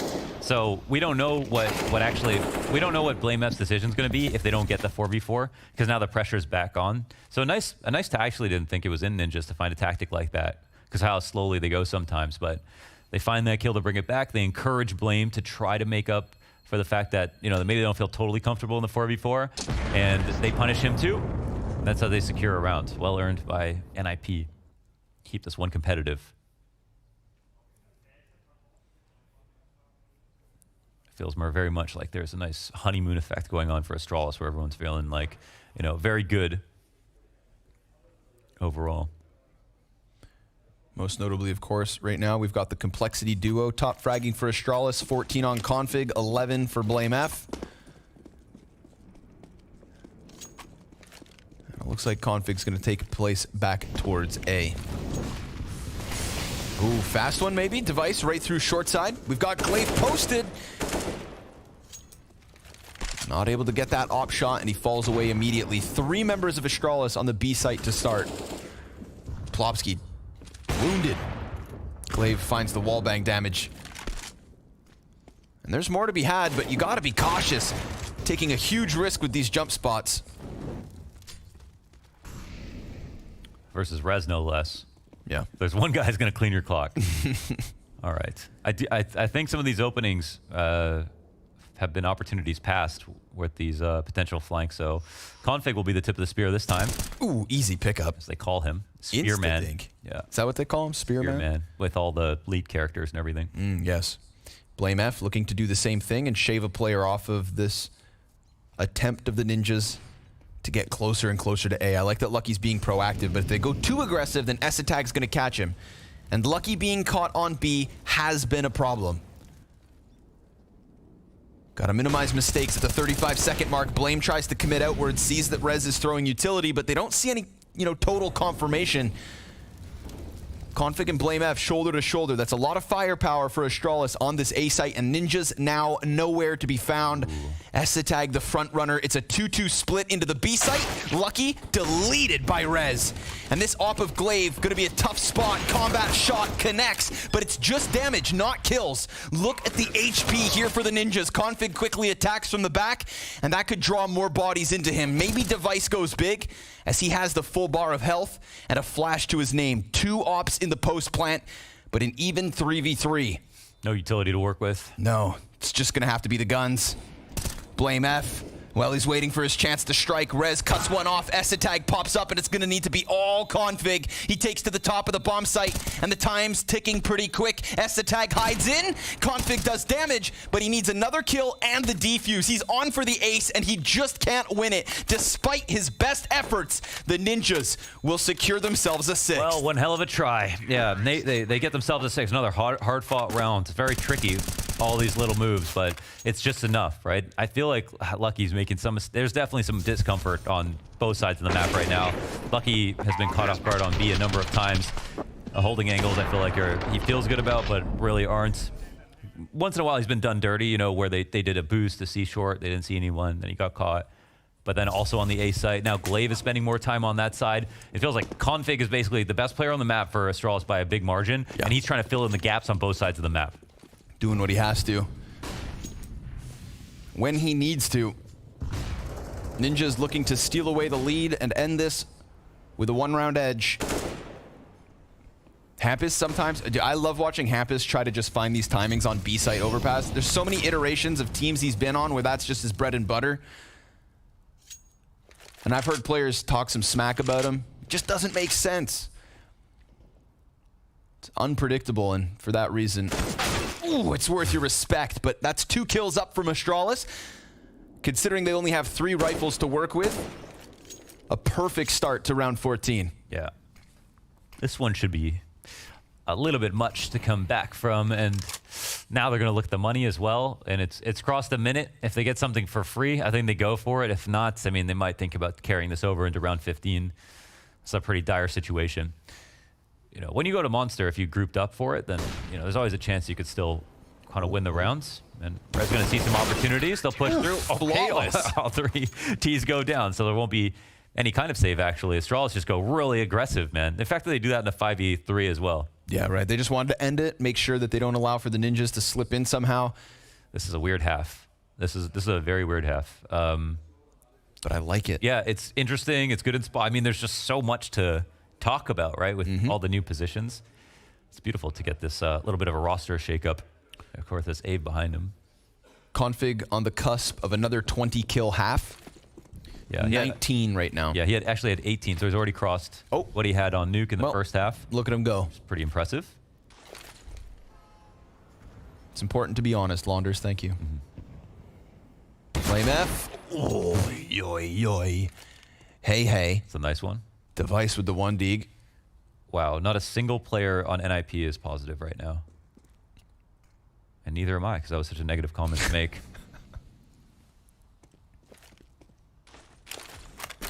Config flashing for upper connector. Ooh, he actually dies to Plopsky here in the base of it, but at least Glaive can find an escape route. He'll double back all the way to the A site. Lucky looking to join Zipix on B. And a very critical 3v3 to close out number 15. The Ninjas. Double deagle, exit from Monster. Very clean. You know, 2 digs in the round. And Rez is going to add another. Plopsky. 2 kills with the Galil. This first half ends as close as can be, but it's been so back and forth, and there's a big question mark surrounding Config. Can NIP stop him in his tracks?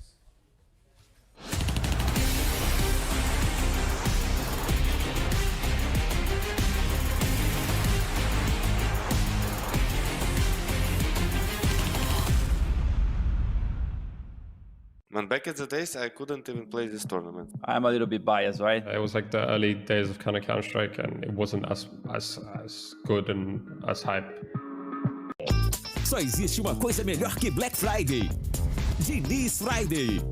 Toda loja com até 70% de desconto. Diniz Friday. Preço e qualidade para você trocar de óculos. Se eu tiver dinheiro, eu posso fazer algum tratamento. Talvez eu possa ver meu filho nascer. Acha que ainda pode me ajudar de algum jeito? Acho, mas não consigo sozinho. É uma caçada de 24 horas.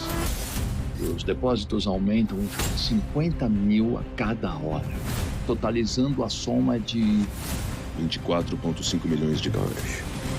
Não confie em ninguém. Fique sempre alerta. Tá na hora de evoluir. Eu sei do que você precisa. Foco, estudo e dedicação. Ninguém disse que seria fácil ou rápido. Bora que um novo round começou. Você mira, erra, respira e acerta. Cria uma nova estratégia, diversifica e amplia. O objetivo é um só. Agora sim, pronto pro clutch. O mercado Bitcoin entrou no lobby. E aqui não tem pause. É pra cartão, Arnaldo? A regra é clara, Galvão. Cartão do Santander. E ainda dá 10% de cashback. Haja promoção, amigo! Esta é a Dona Yolanda, aproveitando as ofertas da Black Friday da Amazon para dar um up no carteado em família. Agora, a Dona Yolanda virou a dona do pedaço Yolanda.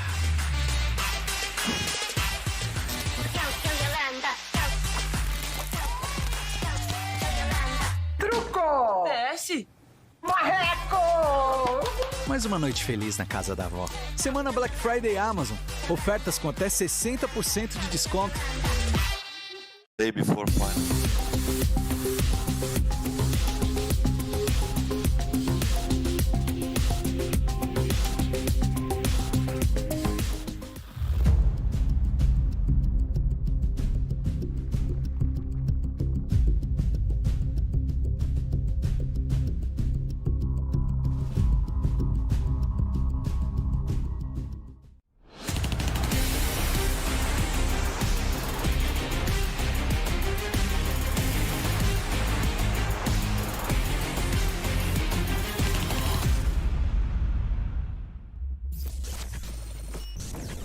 Nice. Jeg kører Løber af. nok. Jeg kører nok. Hold lang. Ja, lidt late, mate. Jeg har lige om lidt. AB var lige på, ikke? Stak lidt søb. Stak lidt søb. Ja. Jeg er med nu. Vi går af nu. Der er søb stak af. Jeg kommer med. Jeg går bag Olaf, mate. Peak så let. Jeg skyder Jeg kommer ikke nu. Kommer ikke nu. En til. Helt tæt. Helt tæt. Kommer. En til. AB. Bare kom. Ned højre hos. Højre hos. Hvem puller? Ja, Grille, du er seriøst varm. Boys. Tak, mate. Ooh, little config clutch sprinkled into a decent enough CT side from Astralis. You know, he left his mark in so many of those rounds, right? With the creativity and those 3Ks and how he moved, like you could, he's one of those players that even with a rifle, you took away the name tags, took away the skins, took away the name, you could see that it's him, you know, the way that he plays the game. Such a unique style. It's really cool to watch when you can stand out like that at this level and still have such an incredibly high impact. 19 kills, beating his first half of the last map where he had 18, and really carrying Astralis through a very awkward first half on overpass. Oh, speaking of awkward, weird movement there. Plovsky sees a shadow, but then the jump doesn't come through the door. Also doesn't land on the bench. I kind of feel like he asked for an awkward fight, though. You know what I mean? That's fair. That's fair. The shadows could pass him by. Yeah. It's not a bad spot. That definitely can work, and you do get the shadows, but situations like that, I suppose. A little bit weird, man. Like Willy Wonka weird. Smokes over the top of the site. Device, tough spot, but no challenge from Long here. Very passive from Xyp9x, and that's why. Ooh. He waits just long enough for Device to give up his side. Said I played with you long enough, son. Yeah. In your head. And now we've got a bomb plant comfortably for Astralis, so solid start to the pistol. No, this is bad, because this is taking us farther away from Mirage. Oh, you're right. This is awful. We hate this. I'm angry. And I don't really know why. Yeah. As long as the game's exciting. So, what do we... Oof. Okay, well, come on. Is the retake possible? 4v2? Yes, it is. Rez, they're coming in hot. Rez alone, 1v3, a little bit far. Yeah, that would have been his chance at the 1v2. Then maybe he beats Xyp9x, but instead it's Astralis taking second pistol on this T side. 3 for config, 22 and 8. Say it again? 22 and 8. Yeah. He's got his hands on every round, huh? Wow. Yeah. Give me that auto exec, Mr. Config. Don't know if NIP can survive the second pistol win. We'll see about the T side. Yes, we will. Where Astralis made their money, honestly. Yep. Both halves, but now they don't have to worry about that op as much. Astralis odds to the favor still, even before we head to the unknown of Mirage. Easy B pickup from Blame. Lucky, gonna get tested, but survives the first fight, and Config helps out with the second. There's a player still in sight with Esatag, but a jumping Blame F Mac 10 to the forehead is enough to kill any man. What they're going to be able to threaten, I feel like, based on what we've seen so far, with the very few rounds of data that we have on this team, is an incredibly explosive T-half, and also on overpass, true. you know, monster hits, right? No matter how bad you are as a roster, if you have drilled one monster hit, you can use that more times than you're supposed to be able to, you know, based on like the map's design, just because you can get, as long as you can clear out that close right angle, get your back against the wall, getting out of monster outside the pillar, it's really hard to stop. I mean, no matter how good you are. And 2021 CT side CS, it has a lot to do with doubling up towards the wood wall as well as the right side of monster, and so much emphasis on that. And that's pretty much where the rounds begin and end sometimes with these B-side hits, because there's no ceilings over the whole site. So if short control gets taken, or you just want to throw nades from outside monster, you can flash any point on the site, molly any point on the site, or nade any point on the site. Think about how easy the T executes on nuke were, and there are basically, you know, designated glass windows that you have to use to throw select grenades through. Well, in overpass, it is an absolute sandbox, and that's the scariest part for any CT team trying to defend. And defend, they'll need to. If you guys are just joining us for Overpass, dude, it's been a couple of halves since we've seen Astralis on the T side, but I was kind of blown away by the aggression, the tempo, the really fast pace that they smashed Nuke with, and now this affinity for a B site. Like, that's what I'm looking forward to. That's what I'm thinking this is going to be out of the gate. Astralis even taking a timeout prior. And again, if they default towards A, now that they're on T side, they will also, you know, potentially have to go up against Device, who's one of the best players ever to play this map with an op, right? So they could avoid all that problems. And I think we've seen oftentimes the game plan starts out with the op towards A and then starts to lean towards B towards the end, depending on how the half goes. Okay. But we'll have to see what Glaive has in store for us. I, for one, can't wait. But we'll have to. Passively, Astralis going to clear out connector first, and you know, listen, Ninjas, you got a P250 between the 5 of you, 2 flashbangs with Esatag. Maybe you get a lucky timing on a pop. Or maybe it's going to come down to the plop. My nose left a little bit. Yeah. I heard it. Poopski. Hey, man. It's just funny to say. Don't talk smack. No, it didn't. You literally said plop. That's no, I'm laughing. Okay. Flash into short, catch Zipix, take the AK, and that's you know, that's the silver lining Ninjas could really hope for. Anything beyond that is more than they kind of deserve. Blame F. Damn, poor Esatag. Didn't realize he'd be that deep. You're supposed to be allowed to walk through your spawn backwards. You're supposed to be. Yeah. But in Blame F's house, well, his rules. A jumping Lucky will distract long enough for Config to clear the last 2 kills. Astralis leading 11-7 on this T side. Config is 25-8. Yeah, another 3 kills. He's got a straw hat on. He's farming. He is on the John Deere, and they're just blades of grass. Come on down to Config Farms. What kind of crops do they have? We like to can up a good old ass whooping. Like crop. Okay. That's their export? Yeah. Okay. How much do they charge? Too much. Free 99. Too much, man. I'm telling you, this food inflation.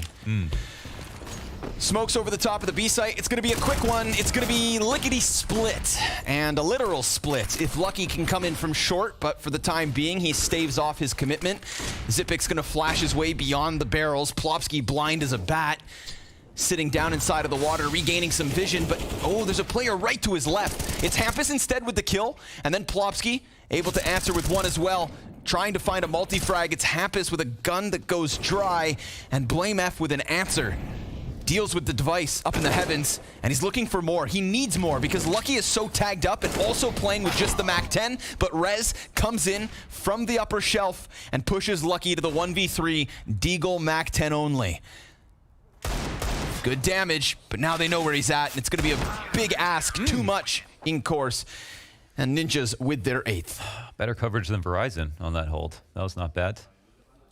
The they had one rifler towards Monster, so this is where things got sketchy, right? Because Aztec does get one, but immediately traded out. Then everybody in support is playing way back. But Plopsky and Hampus do a good job of just sustaining, like maintaining their position, holding their passive angles, waiting for the rotations to come in. Rez picks the perfect time to peek out of heaven as well, and you could see Blame F's cog start turning. He's throws the molly towards CT so he can section out the fight behind the site, goes in for it, Rez peeks him and takes him out, and from there you're like, all right, NIP have their wits about them, and Astralis didn't have that drilled all the way through into the full explosion, because I think at the point where they went 1 for 1 coming in, I feel like they were probably 60-40 at that, at that moment. Okay. Like usually that's when it gets really, really scary for CT side, but it honestly looked very calm from the NIP camp, which is a great sign. And I brought up that, the stat about the fact that no one on NIP is positive, and that's still true even to right now, Rez being 12-12 as the closest,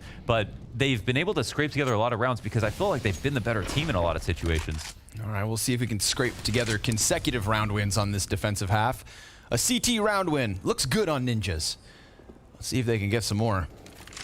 It was a hell of a dry spell on Nuke, but this is their map pick, and this is Config's game. What? Already, he peeked into short There's B. no one else in B. It's completely clear. If they go B, it's everything for them, but instead it's Rez and Plopsky aggressive into the playground, and now Astralis, they are in a desperate spot. Lucky solo down connector.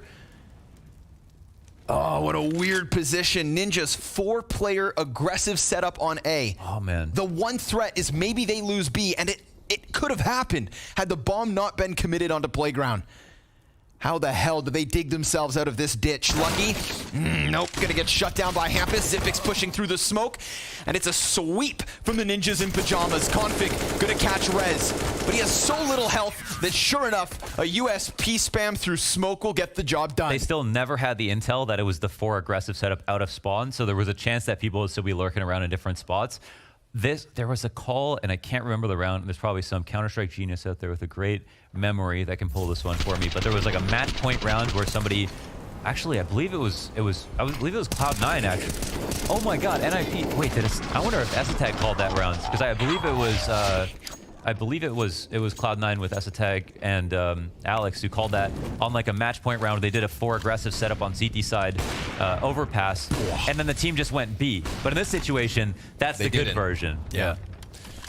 Nice to have. It was very fun to watch you facially work through that situation. That was hard. That was very hard. Guys, from home, it looked great. I believe you. I believe you, for better or for worse. And Astralis, currently looking worse than the ninjas in pajamas. 4v3 weapon advantage, but you know who scares me? It's Config.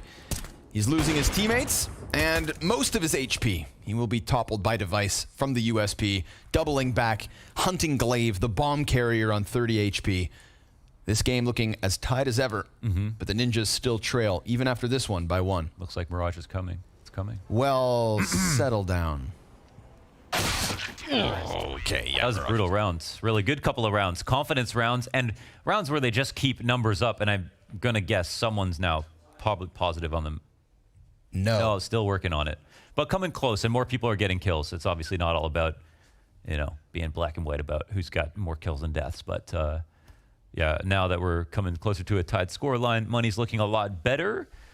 The Swedish economy is at all-time highs. Yes. We'll see what we can do here from round 22. They'll try to chew through another attack from Astralis, and I think this is where Astralis will, you know, determine their mood for the next couple of rounds. If they get smoked here or not. Molly's over the top. Ooh, Device sticks around and catches Glaive over top of the mid-peak. Just feels like we're going to have to keep falling with eyes on Config to see whether he can be the jackknife elsewhere when things go poorly. You know, think about how mobile he was in the first half, playing all the different positions, being thrown around the map in an attempt to do what he does. Much harder on the offensive half, and we can see it. Can tell Astralis are just about to go for this exec again, but how many nades will be involved? Config walking all the way out. Esatag ready for him, playing around the pillar. Config eats the flashbang. Esatag sees nothing, comes back, and is killed. Plopsky locked into short side. Lucky goes beyond, and because of that, he's going to find his headshot versus Hampus. Device with the op is cleared out. Config, 12 health, but a critical kill.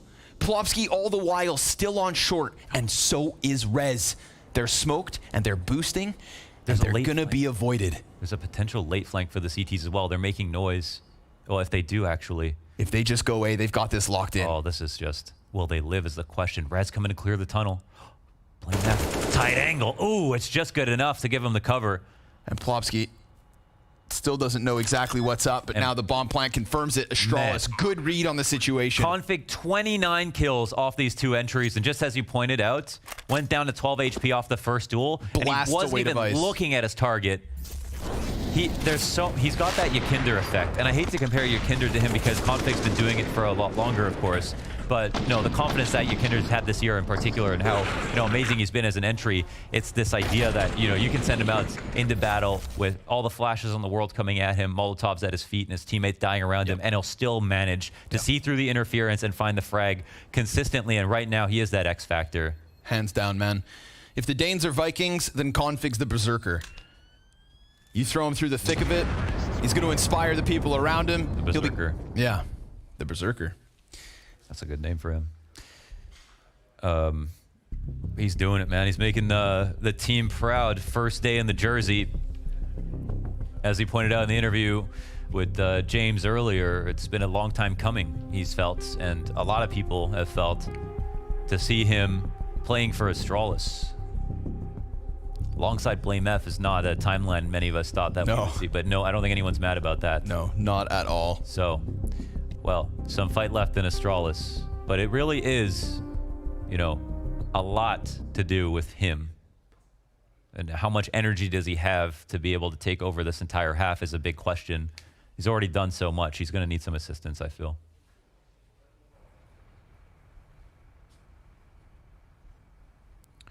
Double ops out of Ninjas in Pajamas. Change up in this defense. Yeah. Device and Hampus swinging the big greens. And none of them on the side of Astralis. So let's see what's up as Device looks to post towards Fountain yet again. Squeaky door blown off its hinges. Zipix the solo outside monster and some jump spotting going on. Config looking for the headshot maybe. Device looking for the peek on the top of the stairs, but that's Lucky to step up. And here's the thing, you know, we were criticizing the B play. Lucky looked very uncomfortable and he gave up some critical kills, but now this is 2 rounds in a row that alongside Config, he's been crisp. Down towards B last round definitely helped. I don't think Config gets all 3 of those kills on such little HP. That's true. And if Lucky wants to come alive here and now in the later portion of this second map, no better time for him to show his value. Oh, so close. By a hair. Almost with the timing. No, but you're right. You don't have to do everything to do a lot. And that's what Lucky's shown. Man.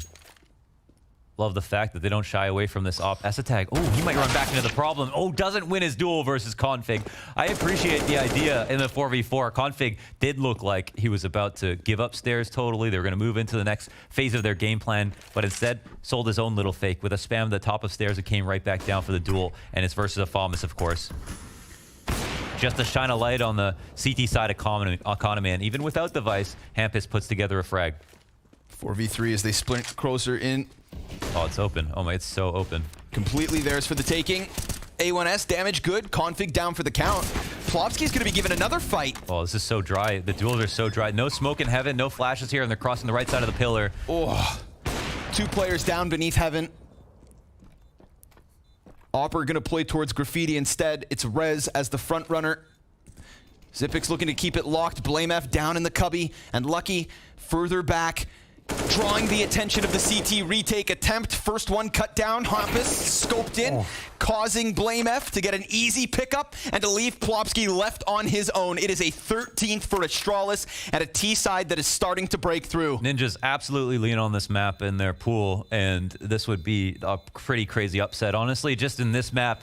For basically a brand new team to be able to take one over them. 13-10 here for Astralis. T-side economy not looking great for Ninjas. So many good plays still coming out of both Lucky and Config in the second half, as you've already shone a light on very aptly.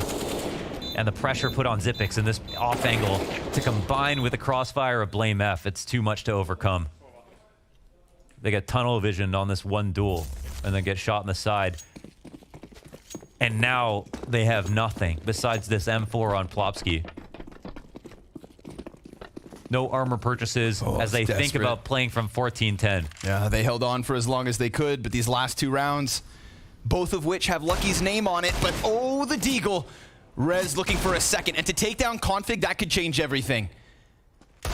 Oh, because we know that Astralis have leaned on him to get through this opening matchup. Dodging the flashbang, Rez looking for it, but again, it is Lucky to pick something up. And it's not the most critical of kills.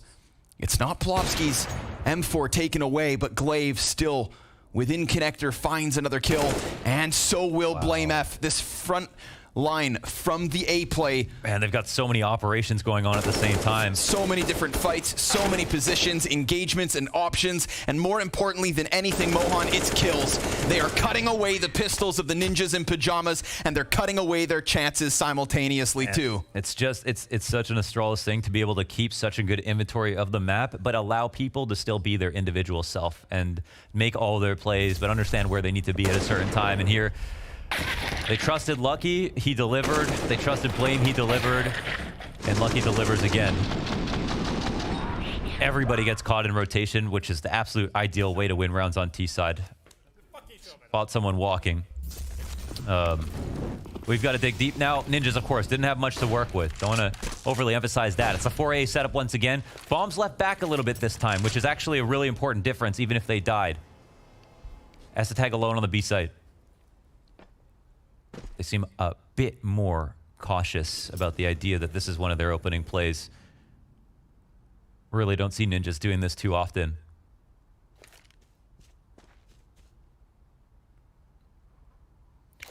This molly for the Opper. Yep. Hits the mark. Flushes res forward ever so slightly. Smoke's going to confirm it, but there's that potential long peek. Yep. Nicely done. Plopsky times it, and he gets a second. But this is the drawback. They get the info again, but they left the bomb back. It can't be spotted by the CT side, but now it can be cut off. Hampus coming in fast on the flank. He gets shut down by Config. The awareness kicks in. The timing is there, and now the bomb is recollected with an open route to swing around as Config holds on to short side for Xyp9x to come in and plant. It's a dangerous recovery, but Config making it look easier and easier. They take away the man advantage and they get the bomb into position fast enough. Device smoked out just as he gets into heaven. And a daunting 2 versus 3, or it's 15 for Astralis. And Ninjas don't look like they're just going to walk away for the save. Another smoke towards heaven, but that's not the problem. It's the 2 CTs peeking in from Graffiti. Lucky gets dinked. That could be the opening, but he comes right back at the fight, and he deals with Plopsky. It's all on Device, and Lucky is finding some life. Yes, sometimes he is a fourth quarter player. He really does have it in him, and he's starting to wake up like crazy, man. That's the caffeine injection mentally. He's in the game. He's recognized the circumstances, and he's not just there reacting. He's pushing the round forward, which is fantastic to see. This is an absolutely brutal scene here for NIP as they get decimated in this round. In my opinion, in my very humble opinion, with this 4A setup, obviously one of the biggest follies of it is the fact that once it gets spotted, and especially with the certain pieces given away, then you know that you can squeeze to the other side of the map, which puts so much pressure on the one guy in B site, right? And both times Config has found the B site opening. The difference is this time the bomb is left closer to them, and Config has the awareness to stop the short rotation as well, and they have an idea of the setup even if they aren't totally sure, and maybe that was enough. And I think there is the need for you on CT side to make your move quickly enough that you can rotate over, because your rotate is forever when you have to get out of there if you're not going to push all the way through. There he is. Fantastic match. Yeah, not too bad, huh? Yeah. Hell of a debut for the Berserker and the Boulder. Yeah, true. Astralis 15-10 and a 2-0 over NIP if they can just close in one of these last 5 rounds. But as much as we can talk about the newcomers, there is also a direct correlation between Lucky getting kills on this T side. All 4 of these rounds in a row from Astralis, all 4 of them have Lucky's name on it in one way or another. Absolutely. It's kind of like how Device starts 1-9 on Nuke, but then gets like 6 opening kills in the first half or something like that, and then you see like their specific round conversions come because of him. Besides going negative overall or not having total impact on the map, he just changed the direction of the game completely with the frags that he got.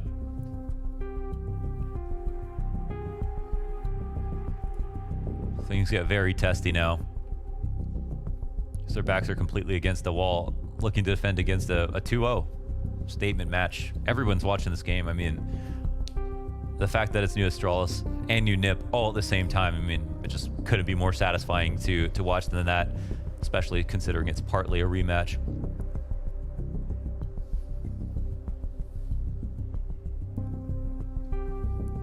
This is a tough scene. I feel like the killer for the CT side especially is the fact that you have to sit there, hold angles, wait for the game plan to come to you, you know, react accordingly, and you can't just be as aggressive as you want the whole time. Control the pace. But on the plus side, since you can't lose, if your CT economy gets full and you start winning rounds, in new CS where you're dropping grenades to your B site players, or where you've got the M4A1S, which is stronger than ever, you can really streak from that perspective as well. And Overpass is one of the maps that has benefited.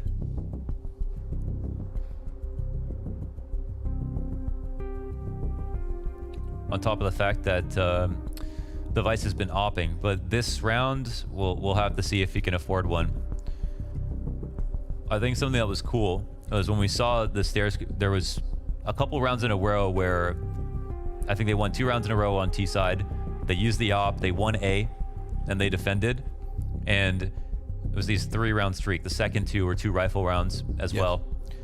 And then Glaive I feel like called a round where he wanted to make sure to deal with Device first before moving into the rest of his attack. Okay. And actually respected the fact they needed to deal with him and not just avoid the problem. All right. And I think that was a very brave move and point in the game. And they actually won the duel as Lucky came up from the stairs and killed Device floating by himself. Took the op out of his hands, really hurt the economy. They won that round and they haven't lost a round since. They've been rolling it. But we will be rolling backwards. The reason for this extended pause is that Rez had crashed in that last round. Oh, okay. And it was confirmed by the admin that he crashed before damage. Okay. They couldn't pause mid-round. If you go back and see that Rez was still moving around and playing, it's because oddly enough, based on my limited Swedish, he was playing off of Hampus's screen at one point. Right. So weird situation, but to confirm, admin secured 14-10 situation. Astralis have not gotten that 15th round. Albeit an impressive B play. C'est la vie. Yeah. Well, they'll get a new chance to try something. And this is a round where they're on 5 rifles. Last round, they basically tried the 4A setup. Probably wasn't a great idea. The execution maybe wasn't as pristine as they needed it to be. And it ended up costing them the round. So at least have another chance to try something a little different. And they immediately go for the B defense. Total contrast and an opening kill. Rez is going to have an opera breathing down his neck, but he turns attention just in time, and Glaive, whoa, still able to get the shot. Takes a bit of damage in the process. Look at the rotations on the CT side. So panicked already. Yeah, they're kind of swinging. Scrambled. You leave someone top bathrooms, they have shadow advantage on both sides, on short side and long side. So it's absolutely normal to leave someone there alone, but you also expect them to be able to delay somewhat, win a duel. So now on the 4v4, gets a lot testier. Hampus will pay a small price for that chance at a spam through smoke, and the bomb starts to make its way over towards B. I think that's the pragmatic style of Glaive, saying like, we're going to work hard to make it seem like we're not going to do this. Oh, but then we're going to come back to it, and Blame F is that boulder you're talking about, moving slowly and rolling through the bathrooms. That's what he does. Tough piece to stop, and Essetag catching Glaive outside of Monster. Now Blame is actually walking fast on his lurk. 25 seconds, so they need to combine. He actually has to move at an appropriate tempo. They're going to come back up the stairs. He has the sight. They don't have anybody in stairs to stop him, and Blame F may have just won this round. More and more momentum being gained by Blame.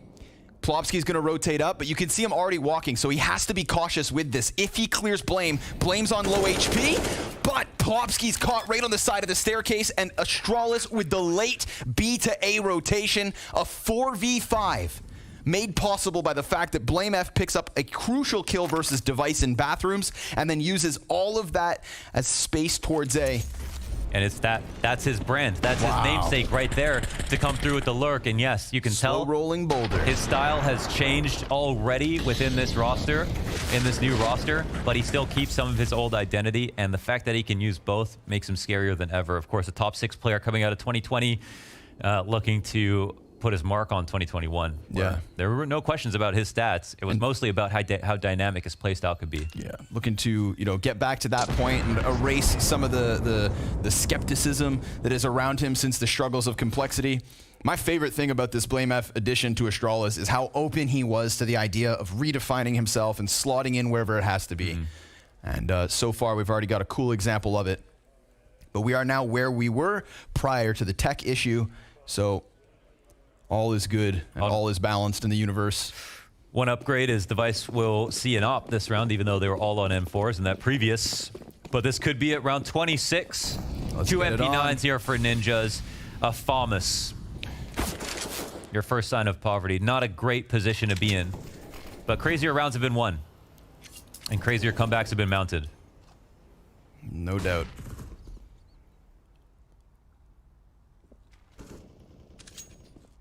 Device gives up the angle just before Config walks around from connector. That could have definitely been an opening pick.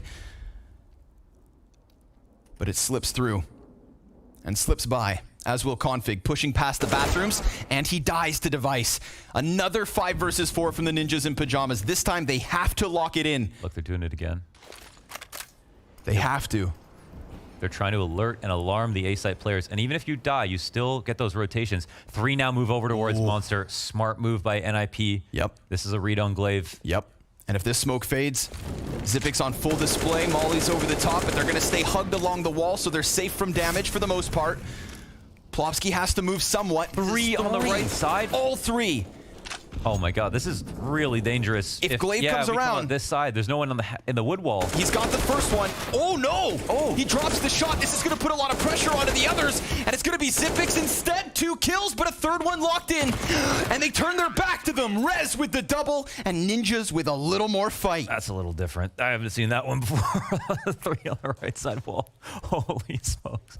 If Glaive got his first shot, I mean, they had multiple chances to clear him out. Usually you want one on the wood wall or someone supporting from, you know, barrel side or on the ramp or something like that. But because they had their MP9s, they had to think outside the box, and it ended up working. That third player that you could never expect ends up being a difference maker. And of course, Rez with his last 2 kills as well. That's a funny one. That's a funny one. Yeah, I'm not saying that works most of the time, but it definitely managed to somehow find better impact. Yeah, I mean, when you low guns, you got to get creative. If it works, it works. You appreciate the ingenuity at the very minimum. And in general, the idea, right? So the execution might have looked a little messy, but the idea to overstack the B site in a situation where Glaive has continuously postured like they were going to try A for the first time and then ended B, as he always does, because that is his style. Just do what works, condition, condition, condition, go back to what hits the hardest, means that at least Ninjas have tuned into something, right? And if they can trust those reads, then maybe we will have a real game for ourselves. First round in 5 for Ninjas. And they're going to need 4 more. Flames extinguished and quick playground control. Device going to be the front runner of the bathroom's hold. Hampus nearby, but also kind of preoccupied, especially with that door open and no short control. You could see Plopsky kind of toying with the idea of combining here with Hampus. But where's the contact going to be found? Device falls back, can't find an angle onto the ramp, but somebody could still walk right in, and sure enough, it's Lucky. Hampus now coming in from connector. Easy tap into Blame F, and a 5 versus 3 for the Ninjas. A 15-12 looking solid enough. But Hampus is still kind of stuck here. Very much left on his own. Shots coming singing by, but he continues to fight. And that's going to call Rez into the action, which is exactly what Glaive would hope for. If they can get Hampus to come out of this cave. Man, they're so scared of this backstairs potential presence, even though there's no one here for Hampus. But it's a 2-on-4 at the end of the day. However, 2-on-3, as Hampus really does get worried. They have short control here, and instead of clearing the bottom of the stairs, they go back and take that risk. Piece by piece. Now it's Config looking to lock in Essa tag. He's on his own in a 1 versus 3 with no bomb control. He knows that Device is on left, and Device is also on point. 2 op frags to close that one out. 3 inside of the round, and 3 rounds to go to force OT. That was a testy moment, man. That looked really uncomfortable for reasons I'm not sure of with Hampus there, but ultimately he was doing so well on the frags that he managed to kill so many that it came down to a 1-on-3, which is obviously totally fine for the Ninjas, and they survive 1 more. And Device has been quietly good in this second half. He's a threat on the A site. He's been aggressive in spots. Oftentimes he's completely alone, which I think is kind of interesting, but he's most of the time not a liability whatsoever. He's either getting the kill or staying alive.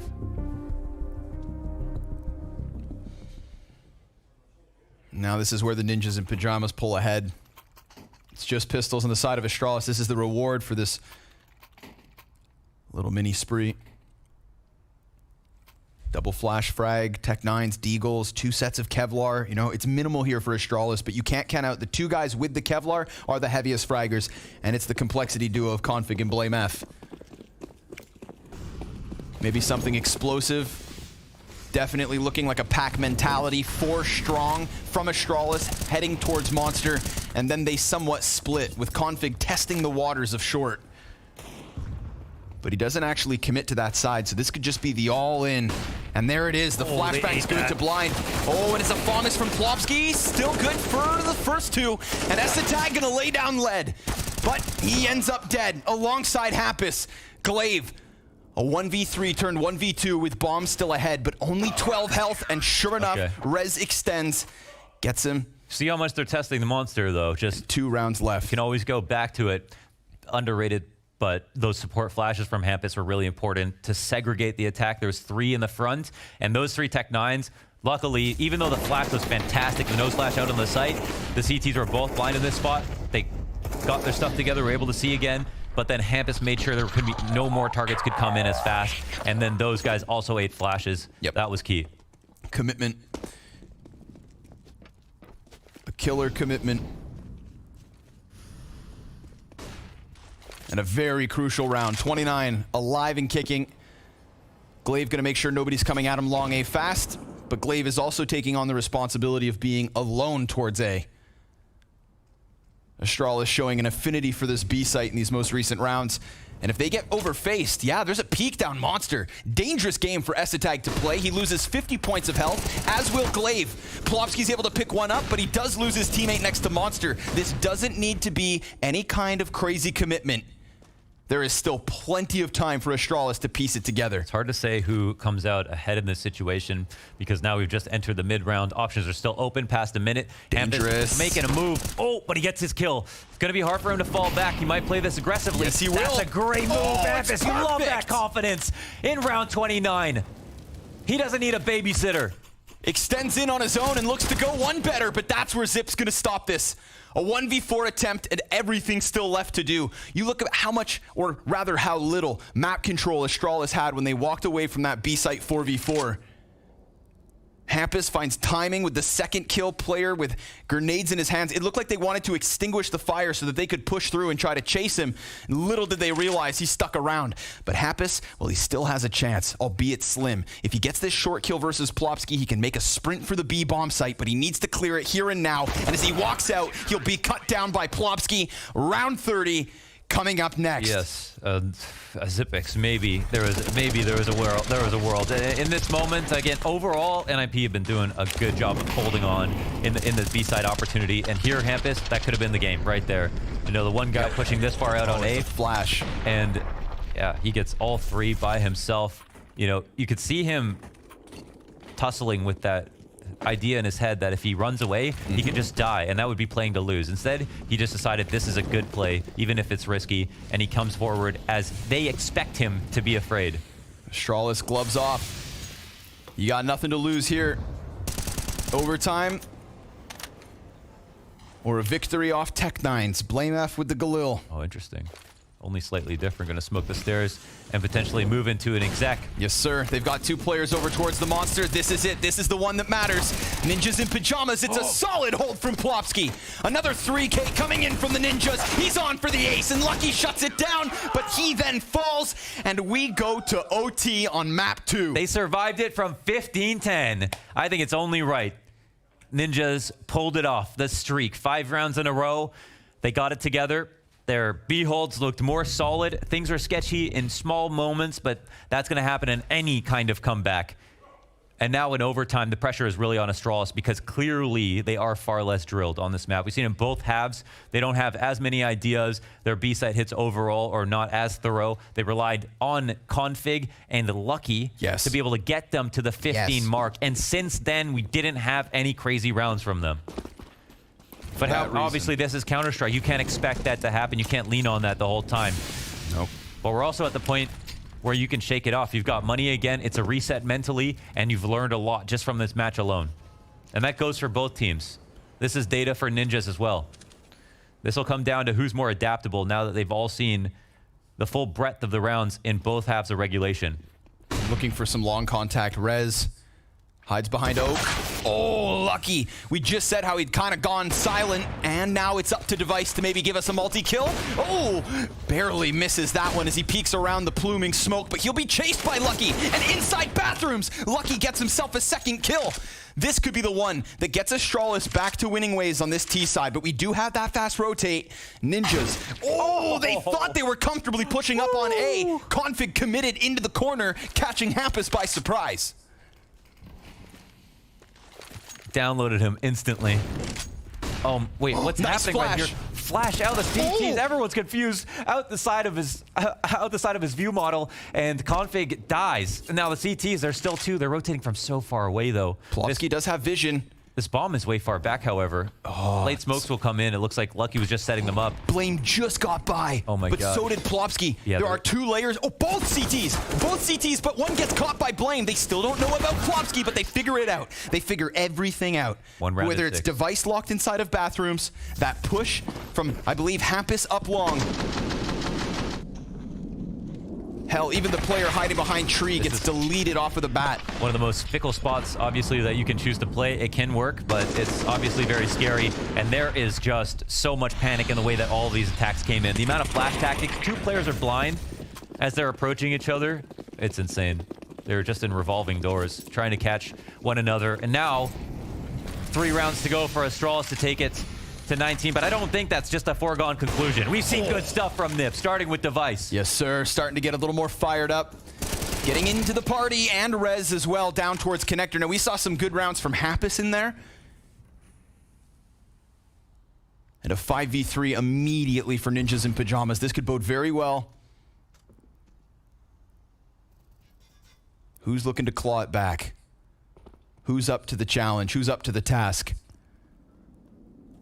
Rez concedes Connector. All about timings now. Ninjas, you know, incentivized to stay alive, but... And also stay on site. Don't simply want to recede, yes.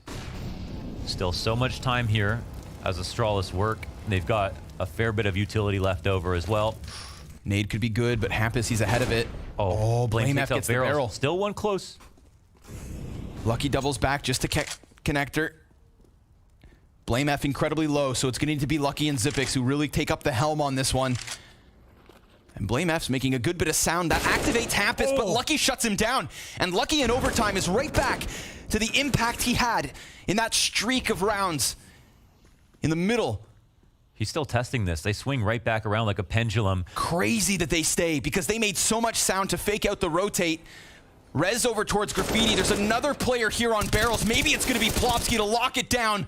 He'll shut off Lucky, and remember, Blame 10 points of health, but another couple of kills, and it's all on Rez. He's trying to play around it. Oh, and Zipex stops him right there, and when it matters most. What happened? He just like lost control of his gun, didn't have enough bullets. I don't even know. Felt like he just gave up in that moment. That got ugly, and Plopsky, you could see it. He could sense that he was so low on his 1 currency left over, and that was ammo. And that's the kill to break open barrels. On top of these frags from Lucky, everything went right. And if you're Nip, everything went wrong. Oh my god, that is sexy. Can't believe that entry all Just alone. Chisels his head off. So many opportunities to stop them. Any of those kills go south. And that's a CT round all the way through. Instead, Astralis have won 2 in a row here in overtime after losing 5 straight in regulation. And definitely their weaker side. And they're gunning for the OT. Flawless streak. Because of the presence in... Oh! Nice Plopsky. Very clean. Looked like he was going to get caught, but he was so aware of it. However, Glaive right in and trades it back. Rez looked like he wanted to jump upwards, but Lucky's gonna know he's locked in, and Zipix just pushes right through smoke. And now the rotators are getting stuffed out. There's still 1 in B. Hampus, off angle, back of the site. What can he do? So blind, but also unspotted until Blame comes over the crest. And now a 2v4 is what they're left with. A late rotation as well from Device. He's just looking for some kind of a deep angle with this op, but Astralis look to minimize mistakes. And they're not trying to give up any easy kills. Smoke ahead of Device, and Rez now killed. This is a desperate spot and a flawless T-side in overtime from Astralis. That's a little bit of magic to be able to pull that one off, and it's not NIP with it this time.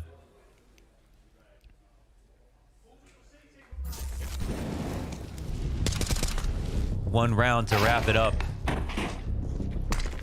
I can't believe this. That's insane.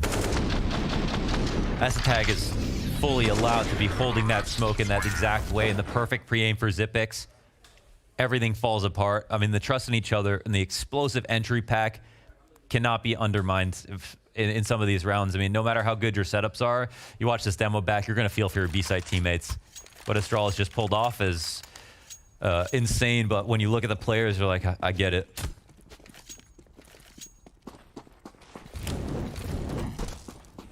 Again, CT side was a little bit friendlier to them.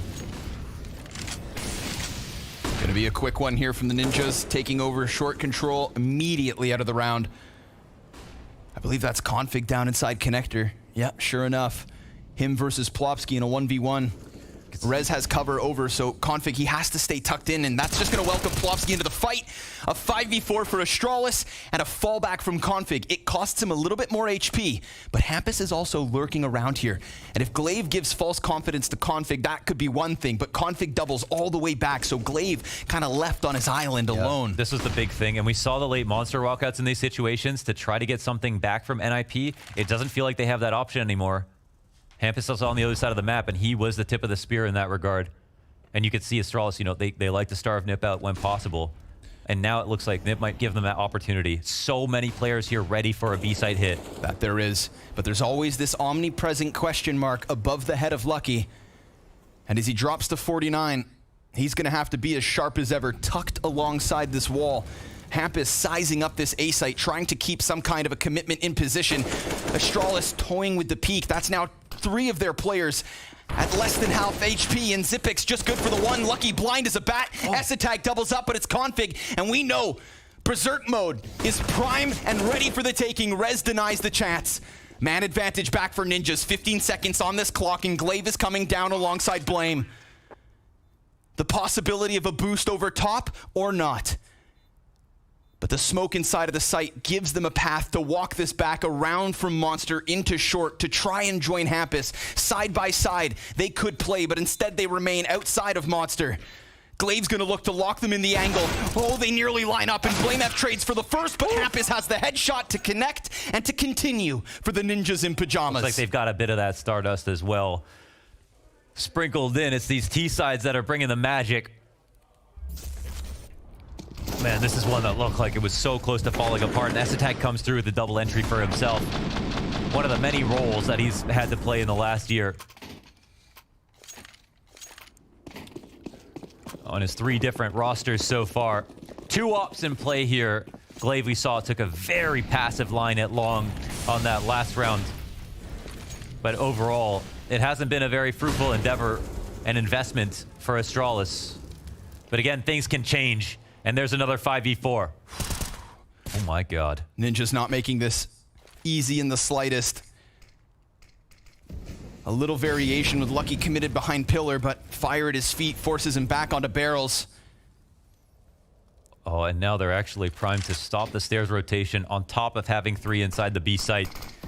Does Plopsky know that his opponents are near?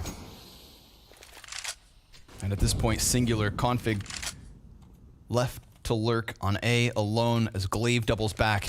He's resmoking yes, he is. the back of Monster for them to bleed some more time off this clock, and they'll take a passive but proactive tactic inside the site. Really sick utility usage, making the most of the change.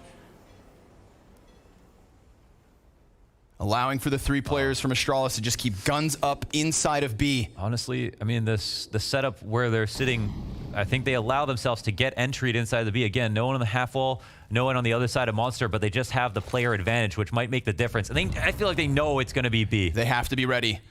They know that this battle is coming and that it could be the final one in this BO3. Zipix, good for 1, and Lucky as well. Rez has some kind of an answer as he looks to come in from short. Lucky's got the cover of the barrels. And who is this to join him? Device on the cusp of it. In with the headshot versus Lucky. Glaive is down in water. 11 seconds left. Config looking to attack from short, and there it is! The new Astralis debut with the 2-0 over Ninjas. Oh my god, what a win. They actually make it happen. We don't see Mirage because they don't need it. NIP took them to overtime with a 5-round comeback into OT.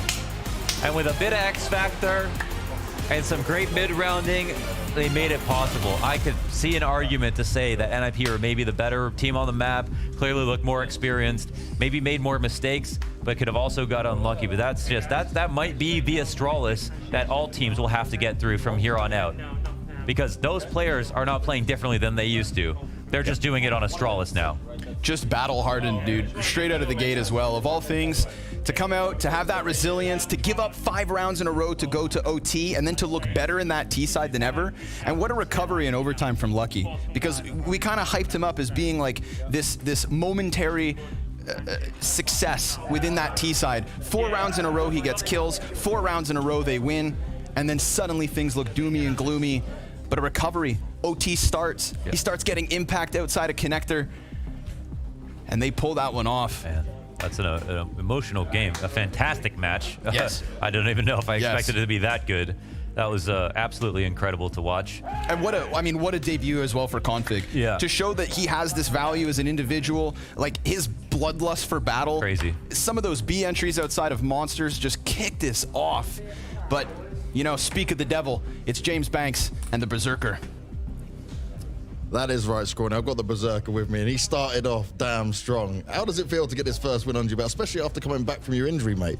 I think this was the best thing that could happen, honestly. Like, I've been kind of afraid of if I would get back on level, but I feel like I'm pretty much back, yeah.